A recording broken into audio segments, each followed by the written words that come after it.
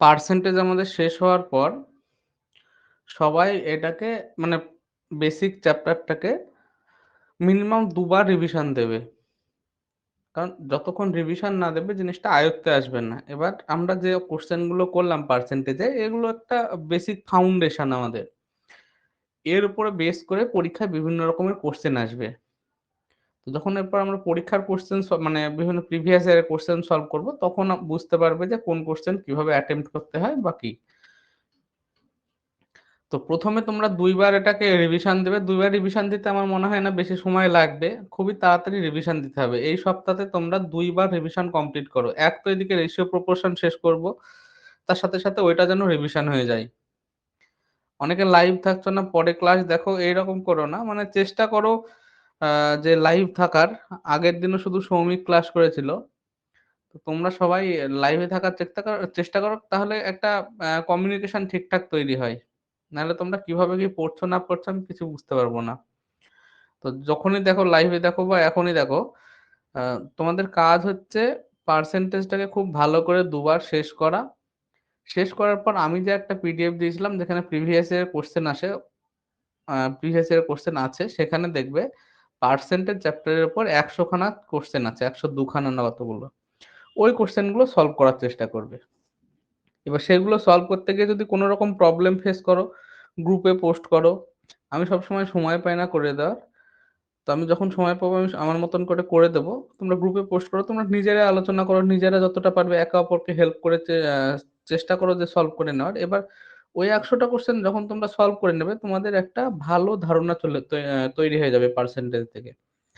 তারপরে তোমরা দেখো সবকিছু যে আমি বলব করবে সেরকম না।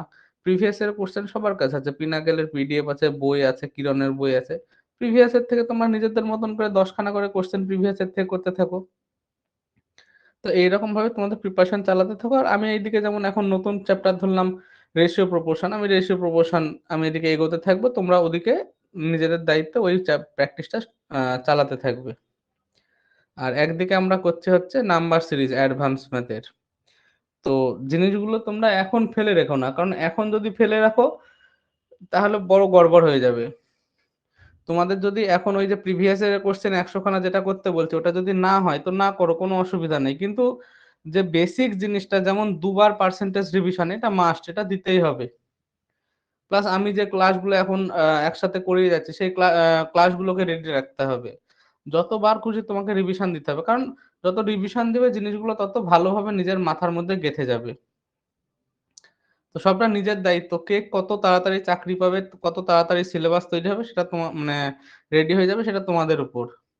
একবার সিলেবাস ভালোভাবে তৈরি হয়ে মানে রেডি হয়ে যাওয়ার পর তখন প্রচুর পরিমাণে প্র্যাকটিস করে নিজেদের স্পিড বাড়াতে হবে। এবার স্পিড বাড়বে প্র্যাকটিসে। কি প্র্যাকটিস করবে? প্রিভিয়াস ইয়ার এর কোয়েশ্চেন। সেটা তোমরা যদি এখন যেমন পিডিএফটা দিয়েছি ওখান থেকে যদি সময় পাও ১০০ টা করে করার তো করে নাও। যদি না পাও কোনো অসুবিধা নেই। কিন্তু যে জিনিসটা করাচ্ছি এই জিনিসটাকে ফেলে রেখো না। আর একটা চ্যাপ্টার শেষ হওয়ার পর মিনিমাম ২ বার রিভিশন দিতেই হবে। তো এখন কেউ ফাঁকি দিও না। যতটা মেক্সিমাম পড়া যায় পড়ে নাও। এবার অনেকে থাকবে যাদের প্রিভিয়াস এর মানে এই চ্যাপ্টার গুলো অনেকটা রেডি হয়ে গেছে। তারা অনেক তাড়াতাড়ি বুঝতে পারছে। তো তারা তখন প্রিভিয়াস এর কোয়েশ্চেন গুলোকে করতে থাকো। কিন্তু যারা করছো নতুনভাবে তারা আমি যে ক্লাসগুলো করাচ্ছি এই ক্লাসগুলোকে অ্যা মানে রেগুলারলি করা। যেমন একটা চ্যাপ্টার শেষ হয়ে গেল সেই চ্যাপ্টারটাকে দেয় এগুলো মাস্ট। তারপরে সময় পেলে তুমি করো প্রিভিয়াস আর না করলে না করো। আগে সিলেবাস করব তারপরে প্রিভিয়াস এর করো কোনো অসুবিধা নেই।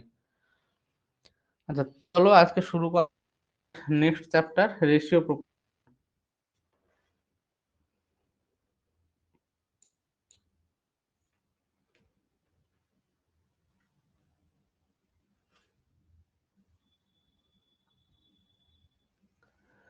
তো রেশিও প্রপোরশন এ আমরা যে পার্সেন্টেজ শিখেছি পার্সেন্টেজের যে রেশিও ছিল তো মোটামুটি ঐরকম ধরনেরই question.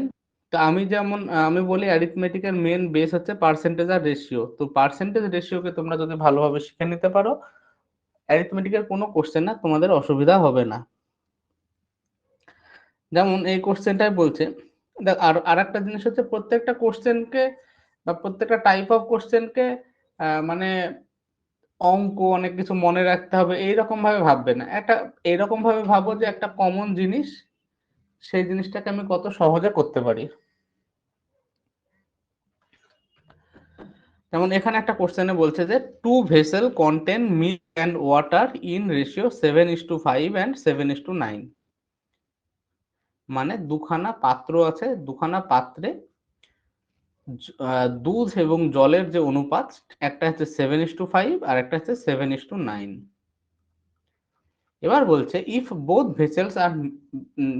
Vessels are mixed in ratio 1:1, মানে এই দুটো ভেসেল যদি 1:1 রেশিওতে মেশানো হয়, তাহলে যে নতুন যে মিক্সারটা তৈরি হলো সেখানে দুধ আর জলের অনুপাত কত? Find the ratio of milk and water in new mixer. নতুন মিশ্রণে দুধ আর জলের অনুপাত কত হবে? আচ্ছা, তোমরা দেখো, যদি মিল্ক আর ওয়াটার বলি, প্রথমটাই রেশিও ছিল 7:5, সেকেন্ডটাই রেশিও ছিল 7:9। এই দুটোকে এই দুটোকে 1:1 অনুপাতে মেশাতে হবে। এবার এই 7:5 মানে এখানে 7 অংশ যদি দুধ থাকে, 5 অংশ জল আছে, তার মানে টোটাল কত অংশ? 12 অংশ। আর এখানে টোটাল কত অংশ? 16 অংশ। 7 অংশ মিল্ক আর 9 অংশ হচ্ছে, সরি, এটা ওয়াটার। এবার দেখো, এই দুটোকে যদি আমি ডাইরেক্ট যোগ করে দিই, এটা 12 আর এটা 16, কিন্তু আমাকে বলছে কি রেশিওতে মেশাতে হবে? 1:1। মানে এইটাও যত পরিমাণ থাকবে এইটাও তত পরিমাণ থাকবে, কিন্তু এখানে তো তা নেই, এখানে 12 আছে 16 আছে। তাহলে আমাকে কি করতে হবে? এই টোটালটাকে সেম করতে হবে। সেম কিভাবে করতে পারবো? এই দুজনের এলসিএম এ যেতে হবে। 12 আর 16-র এলসিএম যদি তোমরা করো, 12 আর 16-র এলসিএম করলে 4 দিয়ে 4 3 4 12, 4 4 16, মানে 48। মানে আমরা যদি এই দুটো ভ্যালুকে 48-এ নিয়ে যাই তাহলে ইকুয়াল হয়ে যাবে। তো 48-এ নিয়ে যাওয়ার জন্য এখানে কত দিয়ে গুণ করতে হবে? 4 দিয়ে, এখানে 3 দিয়ে গুণ করতে হবে। তাহলে এখন প্রথম মিশ্রণটা হয়ে গেল 4 7 28 আর 4 5 20, আর এটা হয়ে গেল 3 7 21 আর 3 9 27। এখন দেখো এর যোগফল 48, এরও যোগফল 48। তার মানে এই দুটোকে যদি মিশ্রণকে যদি আমি মেশাই, তাহলে তার অনুপাত কত হবে? 48:48, মানে 1:1। তাহলে এখন এটা কি ছিল? মিল্ক আর ওয়াটার। তাহলে মিল্কের টোটাল পরিমাণ হচ্ছে কত? 49, আর ওয়াটারের পরিমাণ হলো 47। তার মানে আমাদের নতুন মিশ্রণ হলো, নতুন মিশ্রণে দুধ আর জলের অনুপাত 49:47। এই কোশ্চেন গুলো পরীক্ষায় কিন্তু বেশ আসে। তো বলো এবার বোঝা গেল কিনা?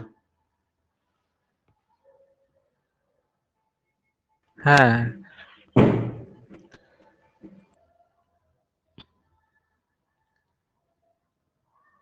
আর কেউ নাই নাকি?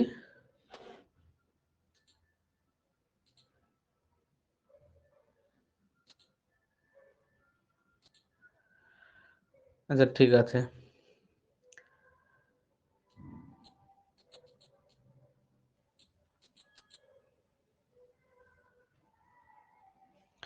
পরের কোশ্চেনটাই বলছে 3 ভেসেল অফ 10 লিটার, মানে 10 লিটারের 3খানা ভেসেল আছে, সেখানে in contain a mixture of milk and water, দুধ এবং জলের মিক্সচার কন্টেন করেছে, যেগুলোর অনুপাত 2:1, 3:1 আর 3:2। 2:1, 3:1 আর 3:2। If all the vessels are emptied into a large vessel, মানে সব ভেসেলগুলো যদি একটা বড় ভেসেলে এমটি করা হয় বা ঢালা হয়, তাহলে find the ratio of milk and water in new mixer. নতুন মিশ্রণে যে দুধ এবং জলের অনুপাত কত হবে, এটা আমাকে বের করতে হবে। এবার দেখো, বলছে 3খানা ভেসেলের যে সাইজ ছিল সেটা 10 লিটারই ছিল। তার মানে 3খানা ভেসেল কি একই আয়তনের ছিল, প্রত্যেকটা 10 লিটার 10 লিটার। কিন্তু এখানে প্রথম ভেসেলটার টোটাল, এখানে যদি মিল্ক আর ওয়াটার হয়, তাহলে প্রথম ভেসেলটার টোটাল পরিমাণ কত? মিল্ক ওয়াটার 3, এটার কত? 4, আর এটার কত? 5। কিন্তু আমাকে তো বলছে প্রত্যেকটা ভেসেল কত ছিল? 10 লিটার ছিল। মানে এটা 10 লিটার, এটা 10 লিটার, এটা 10 লিটার, এই তিনজনকে একসাথে ঢালা হলো। তার মানে 3 জন যদি 10 লিটার 10 লিটার 10 লিটার ঢালা হয়, তার মানে এটা কি অনুপাতে মেশানো হলো? 1:1:1 অনুপাতে মেশানো হলো। তুমি এটাকেও 10 লিটার করতে পারো, যে এটাকে 10 লিটার করতে গেলে কত দিয়ে গুণ করতে হবে সেটাও করতে পারো, কিন্তু তার দরকার নেই, কারণ আমি কি অনুপাতে মেশাচ্ছি? 1:1 1:1 অনুপাতে মেশাচ্ছি। তার মানে এই 3টে জিনিসকে আমাকে একই পরিমাণে নিয়ে যেতে হবে। একই পরিমাণ কি? 3, 4 আর 5 কে যদি একটা জায়গায় নিয়ে যেতে চাই, এদের এলসিএম এ নিয়ে যেতে হবে। এদের এলসিএম কত? 60। 3, 4, 5 এর এলসিএম 3, 4 12 আর 5, 12, 60। তো 60 এ যেতে হলে একে কত দিয়ে গুণ করতে হবে? 20 দিয়ে, একে 15 দিয়ে, আর একে 12 দিয়ে। তাহলে আমার নতুন এখন অনুপাতগুলো কত হয়ে গেল? 40:20, পরে 45:15, পরেরটা 36:24। তাহলে এখন যে নতুন দেখো, এটা হয়ে গেল 60, এটাও 60, এটাও 60। তার মানে এরা কি অনুপাতে মিশছে এখন? 1:1 অনুপাতে মিশছে। সেটাই আমাকে দিয়েছিল। তাহলে এখন নতুন মিশ্রণে যে আমার টোটাল মিল্কের পরিমাণ কত হলো? 4, 4, 80, মানে 40, 40, 80 আর 30 কত? 110 প্লাস 5 আর 6 11, মানে 121। আর এটা হচ্ছে 35 আর 24 কত? 59। তার মানে আমার নতুন মিশ্রণে কত? মিল্ক আর ওয়াটারের হচ্ছে যে অনুপাত, সেটা হয়ে গেল 121:59। বোঝা গেল? হ্যাঁ দাদা, বুঝতে পারছি। তারপরে 67 কোশ্চেনটা বলছে, if two vessel contain milk and water in the ratio 4:5 into 5:1, 4:5 আর 5:1, if both vessels are mixed in the ratio 5:2। এতক্ষণ আমরা কি করছিলাম? 1:1 অনুপাতে মেশাচ্ছিলাম, কিন্তু এখানে বলছে 5:2 অনুপাতে মেশাতে হবে। তাহলে আমার নতুন মিশ্রণে মিল্ক আর ওয়াটারের যে রেশিও কত হবে সেটা বের করতে হবে। তাহলে এখানে যদি এটা মিল্ক এটা ওয়াটার হয়, এর টোটাল কত? 9 আর টোটাল 6। আমাকে নিয়ে যেতে হবে 5:2 তে। তাহলে 5:2 তে নিয়ে যাওয়ার জন্য প্রথমে আমি 1:1 এ নিয়ে যাই, দিয়ে একে 5 দিয়ে গুণ করবো আর একে 2 দিয়ে গুণ করব, তাহলে হয়ে যাবে। তাহলে 1:1 এ নিয়ে যেতে গেলে 18 তে নিয়ে যেতে হবে। 9 আর 6 এর এলসিএম কত? 18। তার মানে একে 2 দিয়ে আর একে 3 দিয়ে গুণ করতে হবে। তাহলে এটা হয়ে গেল আমার 8 আর 10, আর এটা হয়ে গেল 15 আর 3। তাহলে দেখো এখন টোটাল কত? 18। এখানেও টোটাল 18। তার মানে এইভাবে যদি মেশাই, তাহলে এটা কি অনুপাতে মিশছে? 1:1 অনুপাতে। কিন্তু আমাকে তো তা বলেনি, 5:2 অনুপাতে মেশাতে বলেছে। তার মানে কি? একে 5 দিয়ে গুণ করতে হবে, একে 2 দিয়ে গুণ করতে হবে। তাহলে এটা হয়ে গেল 5 40, আর 5 10 50, আর 15 দুগুণে 30, আর 6। তাহলে এটা হয়ে গেল 70:56। তাহলে কি হবে নতুন রেশিও? 14 দিয়ে কাটলে 5 14 আর 4 14 56, 5:4। তো যখন তোমাকে এই মেশানোর, দেখো মেশানোর অনুপাতটা যদি 1:1 হয় তাহলে তো কোনো অসুবিধা নাই, ডাইরেক্ট করে দিলাম। যদি বলে অন্য কোনো অনুপাতে মেশাতে হবে, যখন এখানে বলে দিয়েছে, তাহলে আমাকে প্রথমে 1:1 এ নিয়ে যেতে হবে, তারপরে যে রেশিও বলছে সেই রেশিওতে নিয়ে যেতে হবে। যেমন এখানে কি ছিল? 4:5 আর 5:1, তো তাহলে এটাকে 1:1 এ নিয়ে যেতে গেলে এটাকে 9, এখানে 6, মানে এখানে 2 দিয়ে গুণ করতে হবে, একে 3 দিয়ে গুণ করতে হবে। এরপরে দেখছি 5:2 এ নিয়ে যেতে হবে, মানে এখানে আরো 5 দিয়ে গুণ করব, এখানে 2 দিয়ে গুণ করব। তো আমি এটাকে ডাইরেক্ট করব, এটা হচ্ছে 10 দিয়ে গুণ হবে আর এটা হচ্ছে 6 দিয়ে গুণ হবে। তো 40 50 30 আর 6 50, আর হ্যাঁ 30 আর 6, মানে 70:56। বোঝা গেল? দাদা এটাকে আরেকবার বলো একটু। হ্যাঁ, কোনটা? টোটালটা? না না, একটু ওই রেশিওটা যখন করছি না, 4:5 এর পর থেকে কেটে গেল কথাটা আমার মাঝখানে। আচ্ছা আচ্ছা, আমি বলছি।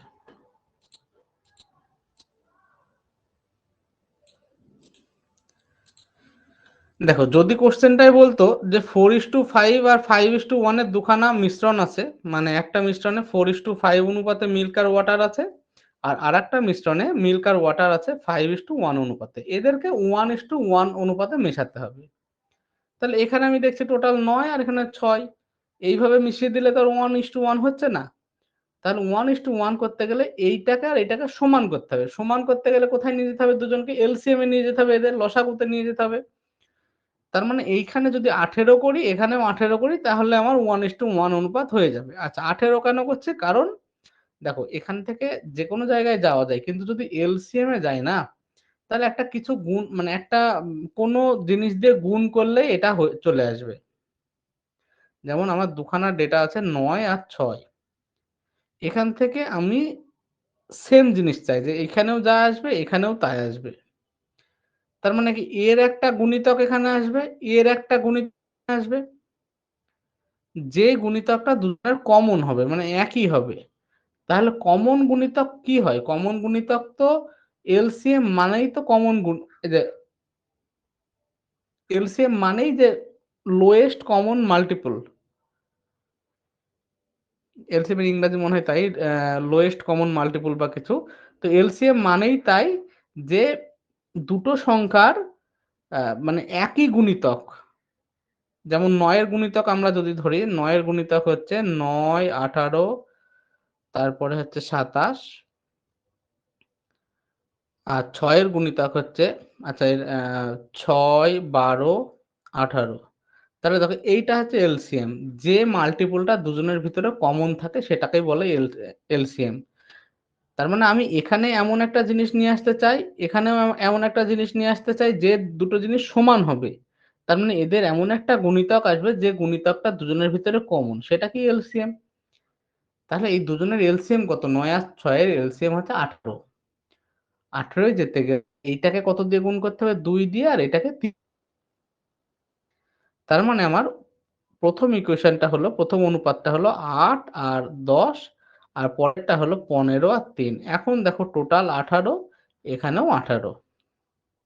এবার আমাকে যদি বলতো 1:1 অনুপাতে মেশাতে হবে, তাহলে আমি এই যে 18:18 এটাকে মিশিয়ে দিলাম, হয়ে গেল। এখানে যোগ করলাম 23 আর 13, এই অনুপাতে হয়ে গেল। মানে এটা মিল্ক আর ওয়াটার। কিন্তু আমাকে বলছে 5:2 অনুপাতে মেশাতে হবে। তাহলে যখন 1:1 হলো, তারপরে যদি একে 5 দিয়ে গুণ করি, একে 2 দিয়ে গুণ করি, তাহলে আমি পেয়ে যাবো 1:1। তাহলে আমার এখন কি হয়ে গেল? 5 দিয়ে গুণ করার পর 5 8 40, আর 5 10 50, আর 2 দিয়ে গুণ করলে 15 দুগুণে 30 আর 6। মানে নতুন অনুপাতটা হয়ে গেল 70 আর 56, মিল্ক আর ওয়াটারের। এটা কাটাকাটি করলে 14 দিয়ে কাটলে 5 14 70, 4 14 56। তাহলে নতুন অনুপাতে মিল্ক আর ওয়াটারের রেশিও কত হবে? 5:4। এটাকে এত বড় করে ভাবার কিছু মানে কারণ নেই, এইভাবে ভাবো যে প্রথম মিশ্রণটা ছিল 4:5, পরেরটা ছিল 5:1। এটা মিল্ক আর ওয়াটার। এদের দুজনকে 1:1 করতে গেলে দেখো এ টোটাল কত? 9 আর এটা 6। তার মানে এটাকে 1:1 করতে গেলে একে 2 দিয়ে গুণ করব, আর একে 3 দিয়ে গুণ করব।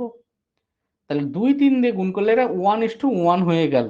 কারণ দুজনের এলসিএম 9 আর 6 এর এলসিএম মানে 18তে যেতে চাই। 18তে যেতে গেলে একে 2 দিয়ে গুণ করতে হবে, একে 3 দিয়ে গুণ করতে হবে। মানে এই টোটালটাকে 2 দিয়ে গুণ করব, এই টোটালটাকে 3 দিয়ে গুণ করব। কিন্তু আমাকে বইয়ে বলছে যে 5:2 অনুপাতে মেশাতে হবে। তার মানে 1:1 করার পর আবার 5 আর 2 দিয়ে গুণ করব। তাহলে টোটাল কত দিয়ে গুণ করছি? 10 দিয়ে আর 6 দিয়ে। তাহলে কত হলো? 40 আর 50, 30 আর 6। তাহলে আমার নতুন রেশিও হলো 70:56। মানে যে রেজাল্ট্যান্ট যেটা হবে সেখানে মিল্ক আর ওয়াটারের রেশিও হবে 70 আর 56। 14 দিয়ে কাটলে 5 14 70, 4 14 56। বোঝা গেল?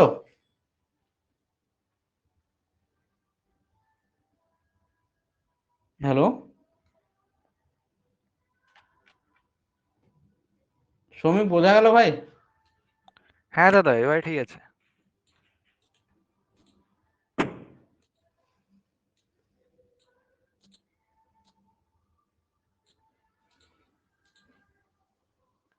এরা দুজন এসেও চলে গেল কেন কি জানে।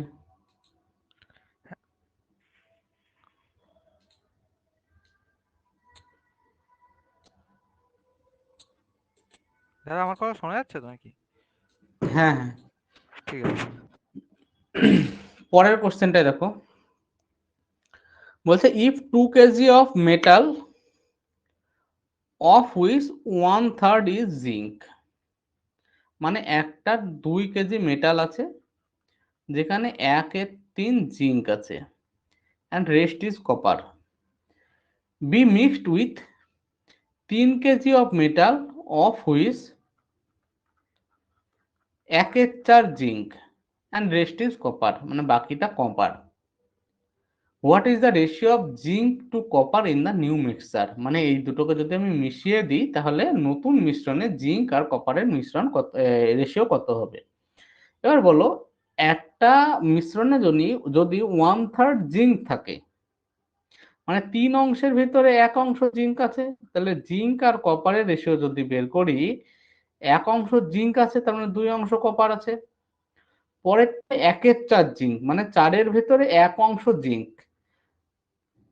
সরি, হ্যাঁ জিঙ্ক, তার মানে 4-এর ভিতরে 1 অংশ জিঙ্ক, তার মানে 3 অংশ কপার। এবার এই জিনিসটাকে যদি 1:1 অনুপাতে মেশাতে চাই, এর টোটাল কত? 3 আর এখানে 4। তাহলে 1:1 অনুপাতে যেতে গেলে এদের এলসিএম এ যেতে হবে, মানে এদের এলসিএম কত? 12। তার মানে একে কত দিয়ে গুণ করতে হবে? 4 দিয়ে, আর একে গুণ করতে হবে 3 দিয়ে। কিন্তু আমাকে 1:1 অনুপাতে তো মেশাতে বলেনি, আমাকে কি বলেছে? 2 কেজি ছিল আর 3 কেজি ছিল। তাহলে এইটা দিয়ে গুণ করলে, 4 আর 3 দিয়ে গুণ করলে 1:1 হয়।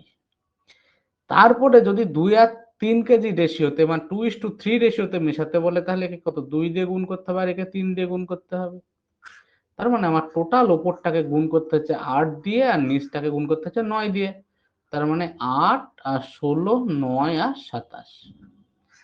তার মানে এখন জিঙ্কের টোটাল পরিমাণ 8, 9, 17, আর এটা 23, আর 20 মানে 43। তার মানে নতুন যে মিশ্রণ হলো সেখানে জিঙ্ক এবং কপারের রেশিও কত? 17:43। বোঝা গেল? হ্যাঁ, হ্যাঁ। তারপরে 69 এরটা। 69 এর অঙ্কটা পরীক্ষায় খুব দেয়, মানে বিশেষ করে তো স্টেটের পরীক্ষায় এদের একদম ফেভারিট কোশ্চেন। এই কোশ্চেনটাই বলছে যে ratio of land and water in earth is 1:2। Ratio of land and water in Northern hemisphere, মানে প্রথমে বলছে যে আমাদের পৃথিবীতে ল্যান্ড এবং ওয়াটার, ভূমি এবং জলের অনুপাত 1:2। আর ratio of water, land and water, ভূমি এবং জলের অনুপাত ইন নর্দার্ন হেমিস্ফিয়ার, মানে যে উত্তর গোলার্ধে, আমি যদি এই টোটালটা পৃথিবী হয়, টোটালটা হচ্ছে 1:2, উত্তর গোলার্ধে হচ্ছে জল, ভূমি এবং জলের অনুপাত 2:3। তোমাকে বের করতে বলছে যে সাউদার্ন হেমিস্ফিয়ার বা দক্ষিণ গোলার্ধে হচ্ছে আমার ভূমি এবং জলের অনুপাত বা কত হবে। আচ্ছা, আমি যদি টোটাল আর্থের হিসাবে দেখি, ল্যান্ড এবং ওয়াটার, টোটাল আর্থের কত ছিল? 1:2। এটা হচ্ছে আর্থের। আর নর্দার্ন হেমিস্ফিয়ারের কত হচ্ছে? এখানে বলছে 2:3। এবার এর টোটাল কত? 3। এর টোটাল কত? 5। এবার নিশ্চয়ই টোটাল যে আর্থ, টোটাল পৃথিবীটা উত্তর গোলার্ধের ডবল, কারণ উত্তর গোলার্ধ আর দক্ষিণ গোলার্ধ মিলেই তো টোটাল পৃথিবী তৈরি হয়। কিন্তু এখানে বলছে পৃথিবী 3 আর নর্দার্ন হেমিস্ফিয়ার 5, এটা তো সম্ভব না। মানে পৃথিবীর টোটাল ভ্যালু 3, নর্দার্ন হেমিস্ফিয়ার 5, এটা তো হয় না। আর্থের টোটাল যা ভ্যালু হয় তার অর্ধেক হয় নর্দার্ন হেমিস্ফিয়ার। তাহলে এটাকে করার জন্য কি করব? প্রথমে 1:1 নিয়ে যাই। 1:1 নিয়ে যেতে গেলে এদের এলসিএম এ যেতে হবে, মানে একে 5 দিয়ে আর একে 3 দিয়ে গুণ করতে হবে। তার মানে এখন কি হলো? 5 আর 3 দিয়ে গুণ করলে টোটাল উপরটাও 15, নিচটাও 15, মানে নর্দার্ন হেমিস্ফিয়ারও যা, আর্থও তাই। কিন্তু সেটাও তো হয় না, আর্থের ভ্যালু সবসময় নর্দার্ন হেমিস্ফিয়ারের ডবল হয়। মানে আর্থ আর নর্দার্ন হেমিস্ফিয়ার, আর্থের ভ্যালু যদি 2 হয়, নর্দার্ন হেমিস্ফিয়ারের ভ্যালু 1 হবে, মানে 2:1 অনুপাত হবে। তার মানে এটা 5 আর 3 দিয়ে গুণ করলে আমাদের 1:1 হলো। কিন্তু আমার দরকার কত 2:1, মানে একে 2 দিয়ে গুণ করতে হবে, একে 1 দিয়ে গুণ করতে হবে। তা টোটাল উপরটাকে গুণ করলাম 10 দিয়ে আর নিচটাকে গুণ করলাম 3 দিয়ে। 10 দিয়ে গুণ করলে উপরে হয়ে গেল 10 আর 20 আর নিচে হয়ে গেল 6 আর 9।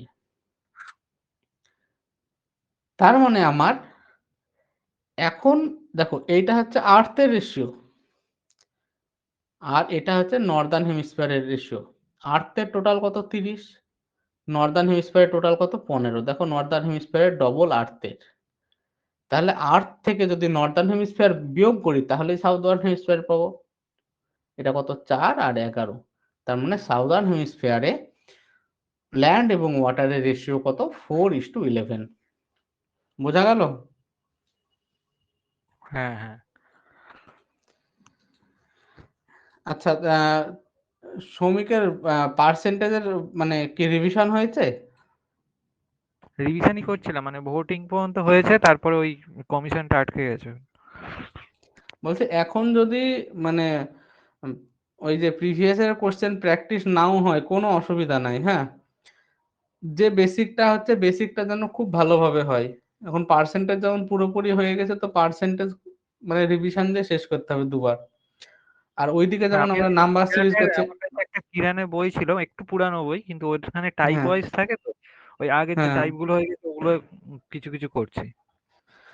টাইপ ওয়াইজ যদি পরে করো তাতেও কোনো অসুবিধা নেই, কারণ দেখো এখানে তোমার যেটুকু বেসিক শেখা সেটুকু তো শিখেই যাচ্ছ, সেটাকে খুব ভালোভাবে রেডি করো, মানে এই বেসিকে যেন কোনো প্রবলেম না হয়, বেসিকটা একদম মাথায় মানে জলের মতন পরিষ্কার হওয়া যায়।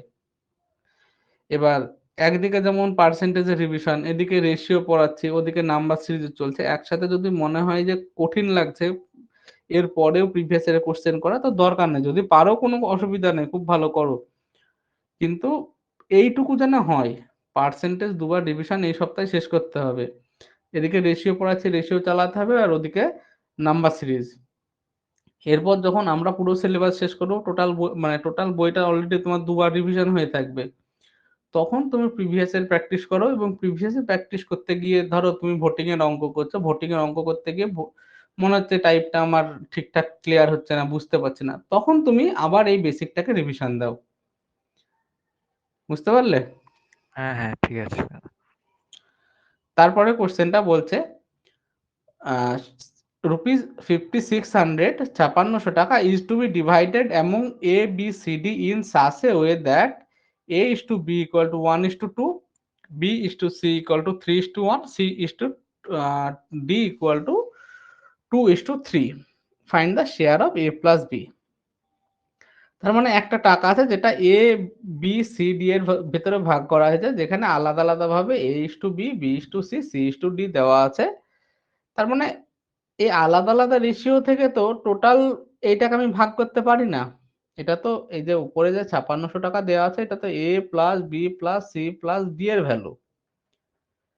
এবার এখানে আমি এ ইস টু বি এর রেশিও জানি, বি ইস টু সি এর জানি, এইখান থেকে তো আলাদা আলাদা ভাবে এখান থেকে বের করতে পারবো না। এটা কখন বের করতে পারবো? যদি A is to B is to C is to D আমরা জানি, তার মানে আমাদের প্রথম টার্গেট হবে A is to B is to C is to D বের করা।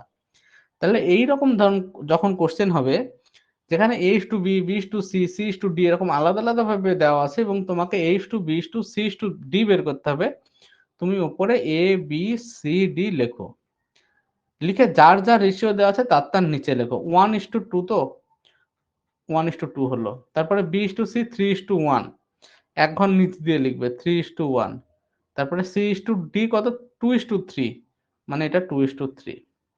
এবার এর ডান দিকে কত ঘর বাকি আছে? 2 ঘর। এই 2 ঘরে এই জিনিসটাকে রিপিট করিয়ে দাও, 2 2। এর ডান দিকে কত ঘর? 1 ঘর বাকি আছে, একই রিপিট করাও। এর বাঁ দিকে কত ঘর বাকি আছে? 1 ঘর। কাকে রিপিট করাবো? এই যে এইটা যেখান থেকে শেষ হচ্ছে সেইটাকে 3। এর বাঁ দিকে 2 ঘর রিপিট করতে হবে। আর কি রিপিট করবে? 2টাকে রিপিট করব। এবার এইদিকে গুণ করো, 3 দুগুণে 6, 3 দুগুণে 6 দুগুণে 12, এটা হচ্ছে 4, এটা হচ্ছে 6। তার মানে আমরা যদি আরেকবার কাটাকাটি করি, 2 দিয়ে কাটাকাটি করা যাবে, 3 6 2 3। তার মানে A is to B is to C is to D এর অনুপাত হচ্ছে 3 6, 3:6 2:3। এবার a plus B plus C plus D সমান কত দিয়েছে 5600। এখানে কত a plus B plus C plus D পাচ্ছি 3 6 9 2 11 আর 3 14, তাহলে এই 14 ইউনিট সমান দেওয়া আছে 5600, তাহলে 1 ইউনিট সমান 400। আমাকে জিজ্ঞাসা করছে a প্লাস বি কত, a প্লাস বি কত বলো, 3 আর 6 9, তাহলে 9 ইউনিট সমান 9 ইন্টু 400 বা 3600। বোঝা গেল? হ্যাঁ হ্যাঁ বুঝতে পেরেছি।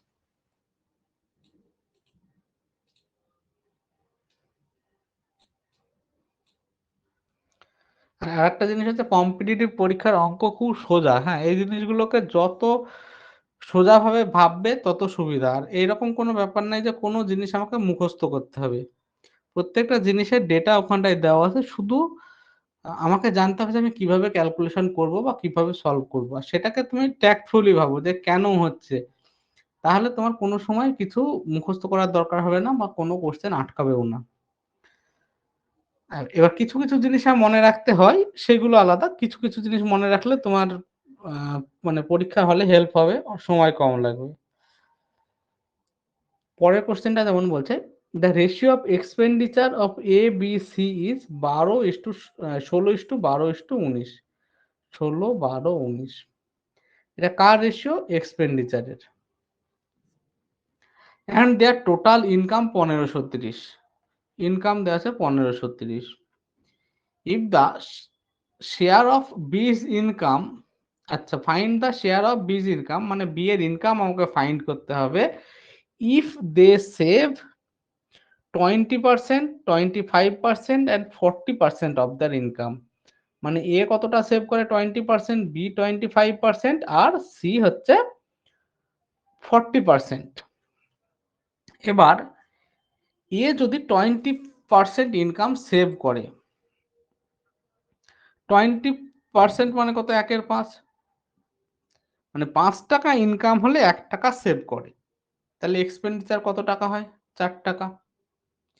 তাহলে এই এক্সপেন্ডিচার 4 সমান এখানে কত দেওয়া আছে, 16। তাহলে দেখো 1/5 মানে 5 টাকায় 1 টাকা সে সেভ করে, এটা সেভ, এটা ইনকাম, তার মানে এক্সপেন্ডিচার 4 টাকা। এই এক্সপেন্ডিচার 4 সমান এখানে দেওয়া আছে 16, তাহলে 4 সমান যদি 16 হয় বা 4 গুণ, তার মানে ইনকাম সমান কত হবে, 5 এর 4 গুণ বা 20, তার মানে এ এর ইনকাম হবে 20। বি এর ক্ষেত্রে 25% সে সেভ করে, 25% মানে 1/4, 4 টাকায় 1 টাকা সেভ করে মানে 3 টাকা সে খরচ করে, এই 3 সমান দেওয়া হচ্ছে 12, তাহলে 1 সমান কত, 4, তার মানে তার টোটাল ইনকাম কত, 4 এর 4 গুণ মানে 16। লাস্টেরটা হচ্ছে সি এর ক্ষেত্রে, এটা শুধু 9 আছে,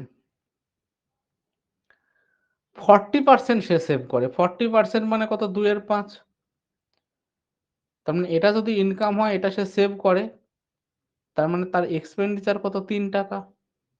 এই 3 সমান দেওয়া কত, 9 বা 3 গুণ, তাহলে ইনকাম কত, 5 এর 3 গুণ মানে 15, তার মানে এইটা আমার এ বি সি এর ইনকামের রেশিও হয়ে গেল 20 16 35।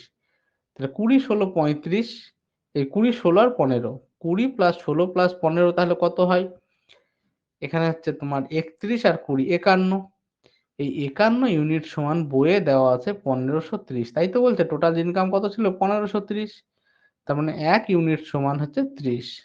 আমাকে জিজ্ঞাসা করছে বি এর ইনকাম, বি এর ইনকাম কত ছিল, 16, তার মানে 16 ইউনিট সমান কত হবে, 16 ইন্টু 30 মানে 480 টাকা। বোঝা গেল? হ্যাঁ হ্যাঁ এটা বুঝতে পেরেছি।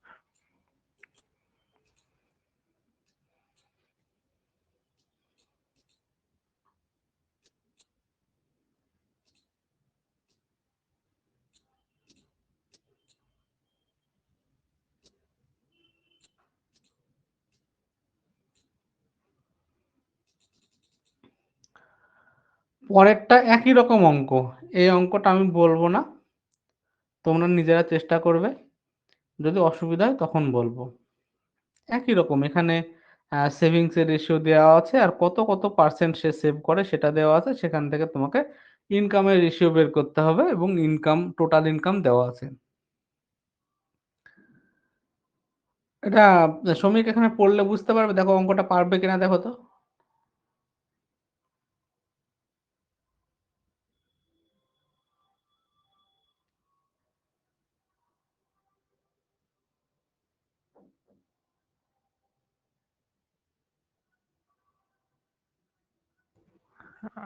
আগেরটা সেভ করছিল, এটা স্পেন্ড করে দেবো, তাই তো?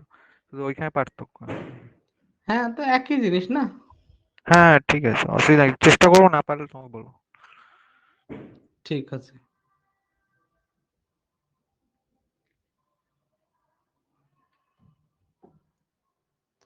আর 73-এর অঙ্কটা বলছে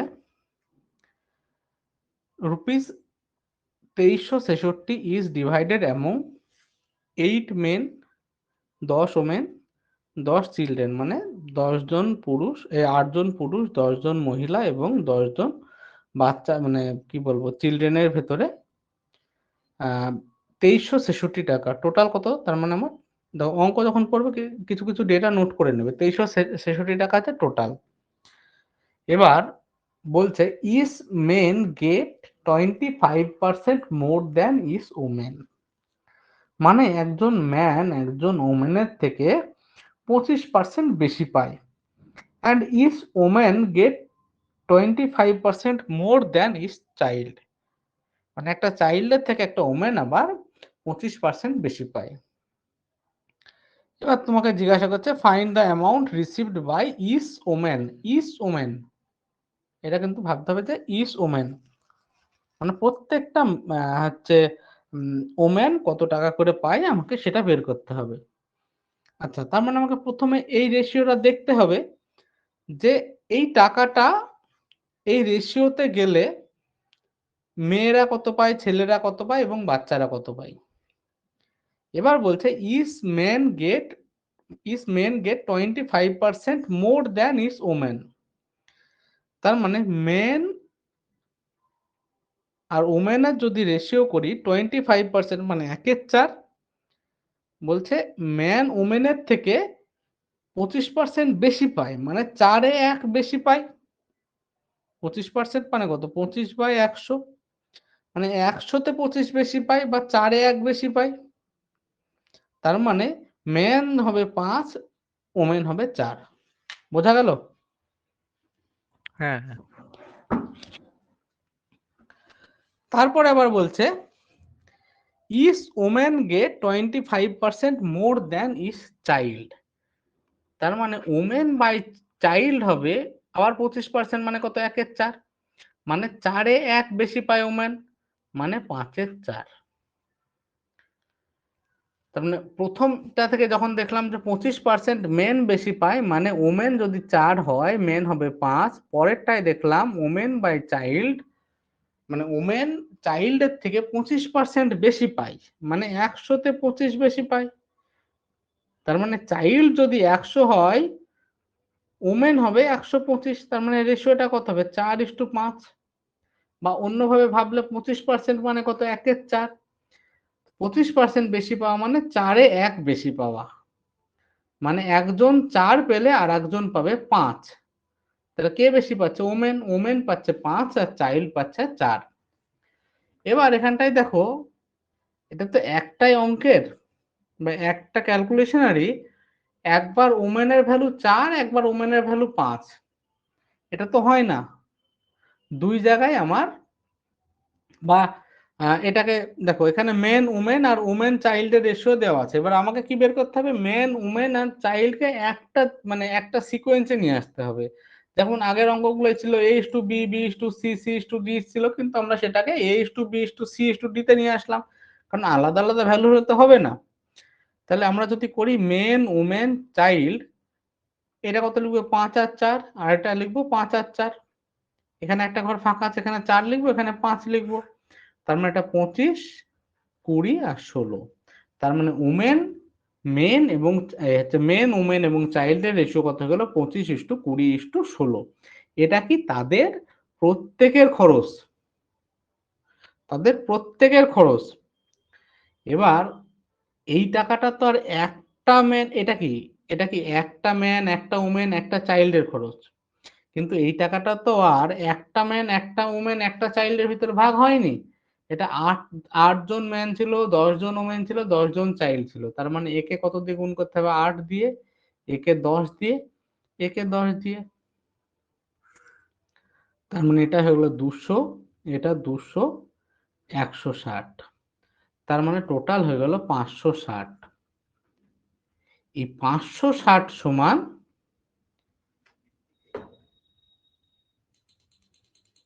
আচ্ছা আমরা এখানে রেশিওটাকে যদি 560-এ করতে দাদা যাই অঙ্ক হবে, কোনো অসুবিধা নেই, কিন্তু একটু বড় হবে। দাদা বলছি হ্যাঁ, ওই রেশিও পর্যন্ত বুঝতে পারলাম, তারপর যেটা গুণ করলে ওটা একবার বলো।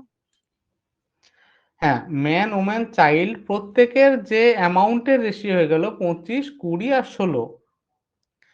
এবার এই টাকাটা যদি বলতো যে একজন ওম্যান একজন ম্যান একজন ওম্যান একজন চাইল্ডের ভিতর ভাগ হলো, এটা কি একজন ম্যান একজন ওম্যান একজন চাইল্ডের টাকা। যদি বলতো একজন একজনের ভিতরে ভাগ হলো, তাহলে আমার এই রেশিও থাকতো। কিন্তু এটা কি একজন একজনের ভিতরে ভাগ হয়েছে? না, 8জন 10জন 10জনের ভিতর ভাগ হয়েছে। 8জন ম্যান 10জন ওম্যান 10জন চাইল্ডের ভিতর ভাগ হয়েছে। তাহলে আচ্ছা এই আচ্ছা টোটাল আমাকে বের করতে গেলে এই একজনের খরচের সাথে 8 গুণ করতে হবে ম্যানের ক্ষেত্রে, ওমেনের ক্ষেত্রে 10জনের গুণ করতে হবে, চাইল্ডের ক্ষেত্রে 10জনের গুণ করতে হবে। তার মানে আমার এখন 8জন ম্যানের টোটাল টাকা হলো 200, 10জন ওমেনের 200 আর 10জন চাইল্ডের হলো 160। তাহলে এই যে রেশিওটা পেলাম, এই রেশিওটা কার? 8টা ম্যান ইস টু 10টা ওমেন ইস টু 10টা চাইল্ড। বোঝা গেল? হ্যাঁ বুঝতে পেরেছি। তাহলে এই রেশিওটা তোমরা এবার কাটাকাটি করে নাও, রেশিওটাকে ছোট করে নাও। 5, 5 আর 4। তার মানে এই রেশিওটা এখন হয়ে গেল 8জন ম্যান 10জন ওমেন এবং 10জন চাইল্ডের যে টাকার অনুপাত। এবার এই টোটালটা কত? 14। এই 14 সমান দেওয়া আছে বইয়ে। টোটাল টাকা কত ভাগ হয়েছিল? 2366।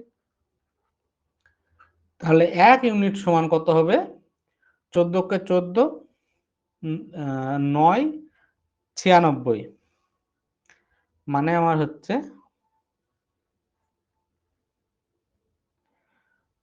7, 14, 98। সামনে আমি ভাগ করি।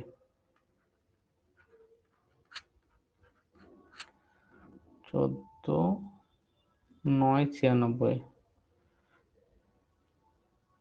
6, 14, 84, 12, 126, মানে 9, 169।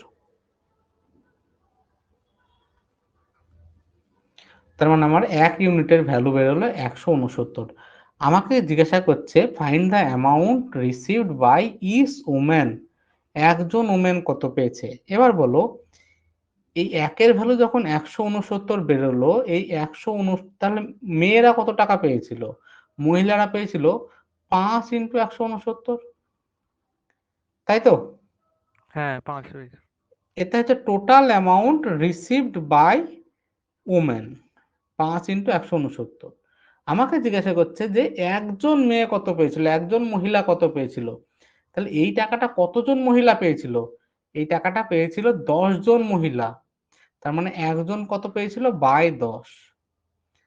তার মানে আমার অ্যান্সার কত হবে? এটা দিয়ে যদি কাটো, 8 দুগুণে 16, 4 দুগুণে 8, 0.5, 84.5 টাকা। যদি বলতো যে টোটাল মহিলাদের কন্ট্রিবিউশন কত হচ্ছিল, তাহলে কত হবে? 5 ইন্টু 169।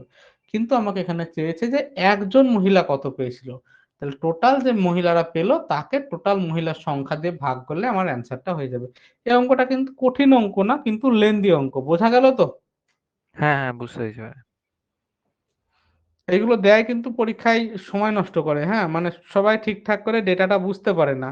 তার মানে আমাকে প্রথমে বের করতে হবে একজন ম্যান ওম্যান এবং চাইল্ডের রেশিও, সেটা এই রেশিও থেকে বেরোবে। তারপরে যেহেতু এই টাকাটা 8জন ম্যান 10জন ওম্যান 10জন চাইল্ডের ভিতর ভাগ হচ্ছে, তার মানে এই যে একটা অ্যামাউন্ট পেলাম, এটা ছিল 25, 20 আর 16। এটা ছিল এক একজনের অ্যামাউন্ট। এই এক একজনকে, এখানে 8জন ছিল, এখানে 10জন ছিল, এখানে 10জন ছিল। তার মানে এই যে 200, 200 আর 160, এই রেশিওটা হলো 8 জন man, 10 John woman are 10 John চাইল্ডের ratio. তার মানে এদের যে টোটাল টাকা হলো, এই টাকাটা যে রেশিওতে ভাগ হবে, তার মানে কত, 4 হচ্ছে সরি 5:5:4, এই রেশিওতে আমার এই টোটাল অ্যামাউন্টটাও ভাগ হবে 2366 টাকা। 2366 টাকাকে যখন ভাগ করব, ভাগ করে দেখলাম যে 1 ইউনিটের ভ্যালু বেরোলো 169। তার মানে মেয়েরা টোটাল কত টাকা পায়, 5 ইউনিট, মানে 5 ইন্টু 169। কিন্তু আমাকে চেয়েছে যে প্রত্যেকটা মেয়ে কত পেয়েছিল, বা প্রত্যেকটা মহিলা কত পেয়েছিল। তাহলে এখানে আমার 10 জন মহিলা মিলে যদি এত টাকা পায়, তাহলে প্রত্যেকটা মহিলা কত পেয়েছিল বাই 10। বোঝা গেল? হ্যাঁ হ্যাঁ এবার এই জিনিসটাকে আমরা আরেকটু অন্যভাবে প্রথম ক্যালকুলেশনটাকে করতে পারতাম। এখানে আমরা কি করছিলাম, যে মেন ওমেন চাইল্ড 5:4, 5:4 এইভাবে করছিলাম। তো এখানে 4 বসাচ্ছিলাম, এখানে 5 বসাচ্ছিলাম, গুণ করে লিখছিলাম। কিন্তু তুমি দেখো, এইটাও যে রেশিও, সেটা একই ক্যালকুলেশনের রেশিও এটা, যেখানে এক জায়গায় ওমেনের ভ্যালু 4 আর এক জায়গায় ওমেনের ভ্যালু 5। একই জায়গায় ওমেনের দুই রকম ভ্যালু কিভাবে হতে পারে, সেটা সম্ভব না। তার মানে কি, আমাকে এটা একই জায়গায় নিয়ে যেতে হবে। তাহলে একই জায়গায় 4 আর 5 কে নিয়ে যেতে গেলে এদের এলসিএম এ নিয়ে যেতে হবে। মানে একে 5 এর 4 আর 5 এর এলসিএম কত, 20। তার মানে একে 5 দিয়ে গুণ করতে হবে, একে 4 দিয়ে গুণ করতে হবে।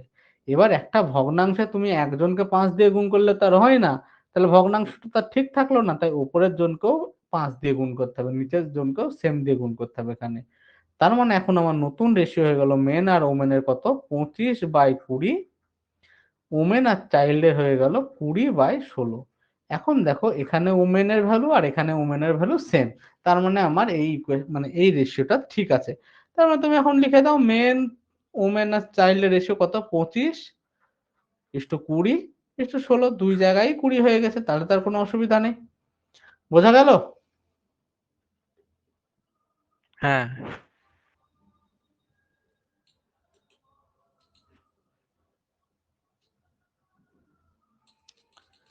আচ্ছা, এর পরের অঙ্কটা সিম্পল ক্যালকুলেশন, আর কিচ্ছু নেই। বলছে 500 is divided among A B C is such a way that. আচ্ছা, এই অঙ্কগুলো করার সময় মনে হতে পারে যে কেন এরকম ভাবে করছি। তা আমি বলছি যে যদি তুমি এই বইটাকে এইভাবে কমপ্লিট করে নাও না, এরপরে দেখবে আর তোমার বেসিক অঙ্ক কোথাও আটকাবে না, কারণ সব এর ভিতরে কভার করে দেওয়া আছে। আর যেসব কনসেপ্ট গুলো পরীক্ষায় লাগে, সব ধরনের কোশ্চেন এখানে আলোচনা করা আছে। তো যেমন এখানে বলছে, if 500 is divided among A B C such a way that rupees 16 more than 2/5 of A's share, মানে এর শেয়ারের 2/5 গুণের থেকে 16 বেশি, মানে 2/5 গুণ of A share plus 16, 70 less than 3/4 of বির শেয়ার, মানে বি এর 3/4 থেকে 70 কম, 4 লেস দেন 3/5 অফ সির শেয়ার, মানে সি এর শেয়ারের 3/5 থেকে 4 কম, মানে 3/5 of C minus 4, are equal, মানে এই তিনখানা জিনিস সমান। তাহলে তোমাকে বি এর শেয়ার বের করতে হবে। তো কিছুই না, আমার মেন মেন টার্গেট হচ্ছে এ, এই টাকাটা যদি এ বি সি এর ভিতরে ভাগ হয়, তার মানে আমি যদি A is to B is to C বের করে দিতে পারি, তাহলে আমি পেয়ে যাব যে কোন কত টাকা কে পেয়েছিল। বি এর শেয়ার, সি এর শেয়ার, এর শেয়ার সবই পাওয়া যাবে। তো সেই জিনিসটা বের করার জন্য এখানে একটা ইকুয়েশন দেওয়া আছে, এই ইকুয়েশনটা, যে এ শেয়ারের 2/5 গুণ থেকে 16 বেশি, মানে 2/5 এ প্লাস 16 সমান বি এর শেয়ারের 3/4 গুণের থেকে 70 কম, সমান সি এর শেয়ারের 3/5 গুণ থেকে 4 কম, এরা সমান। ঠিক আছে, বোঝা গেল অঙ্কটা? হ্যাঁ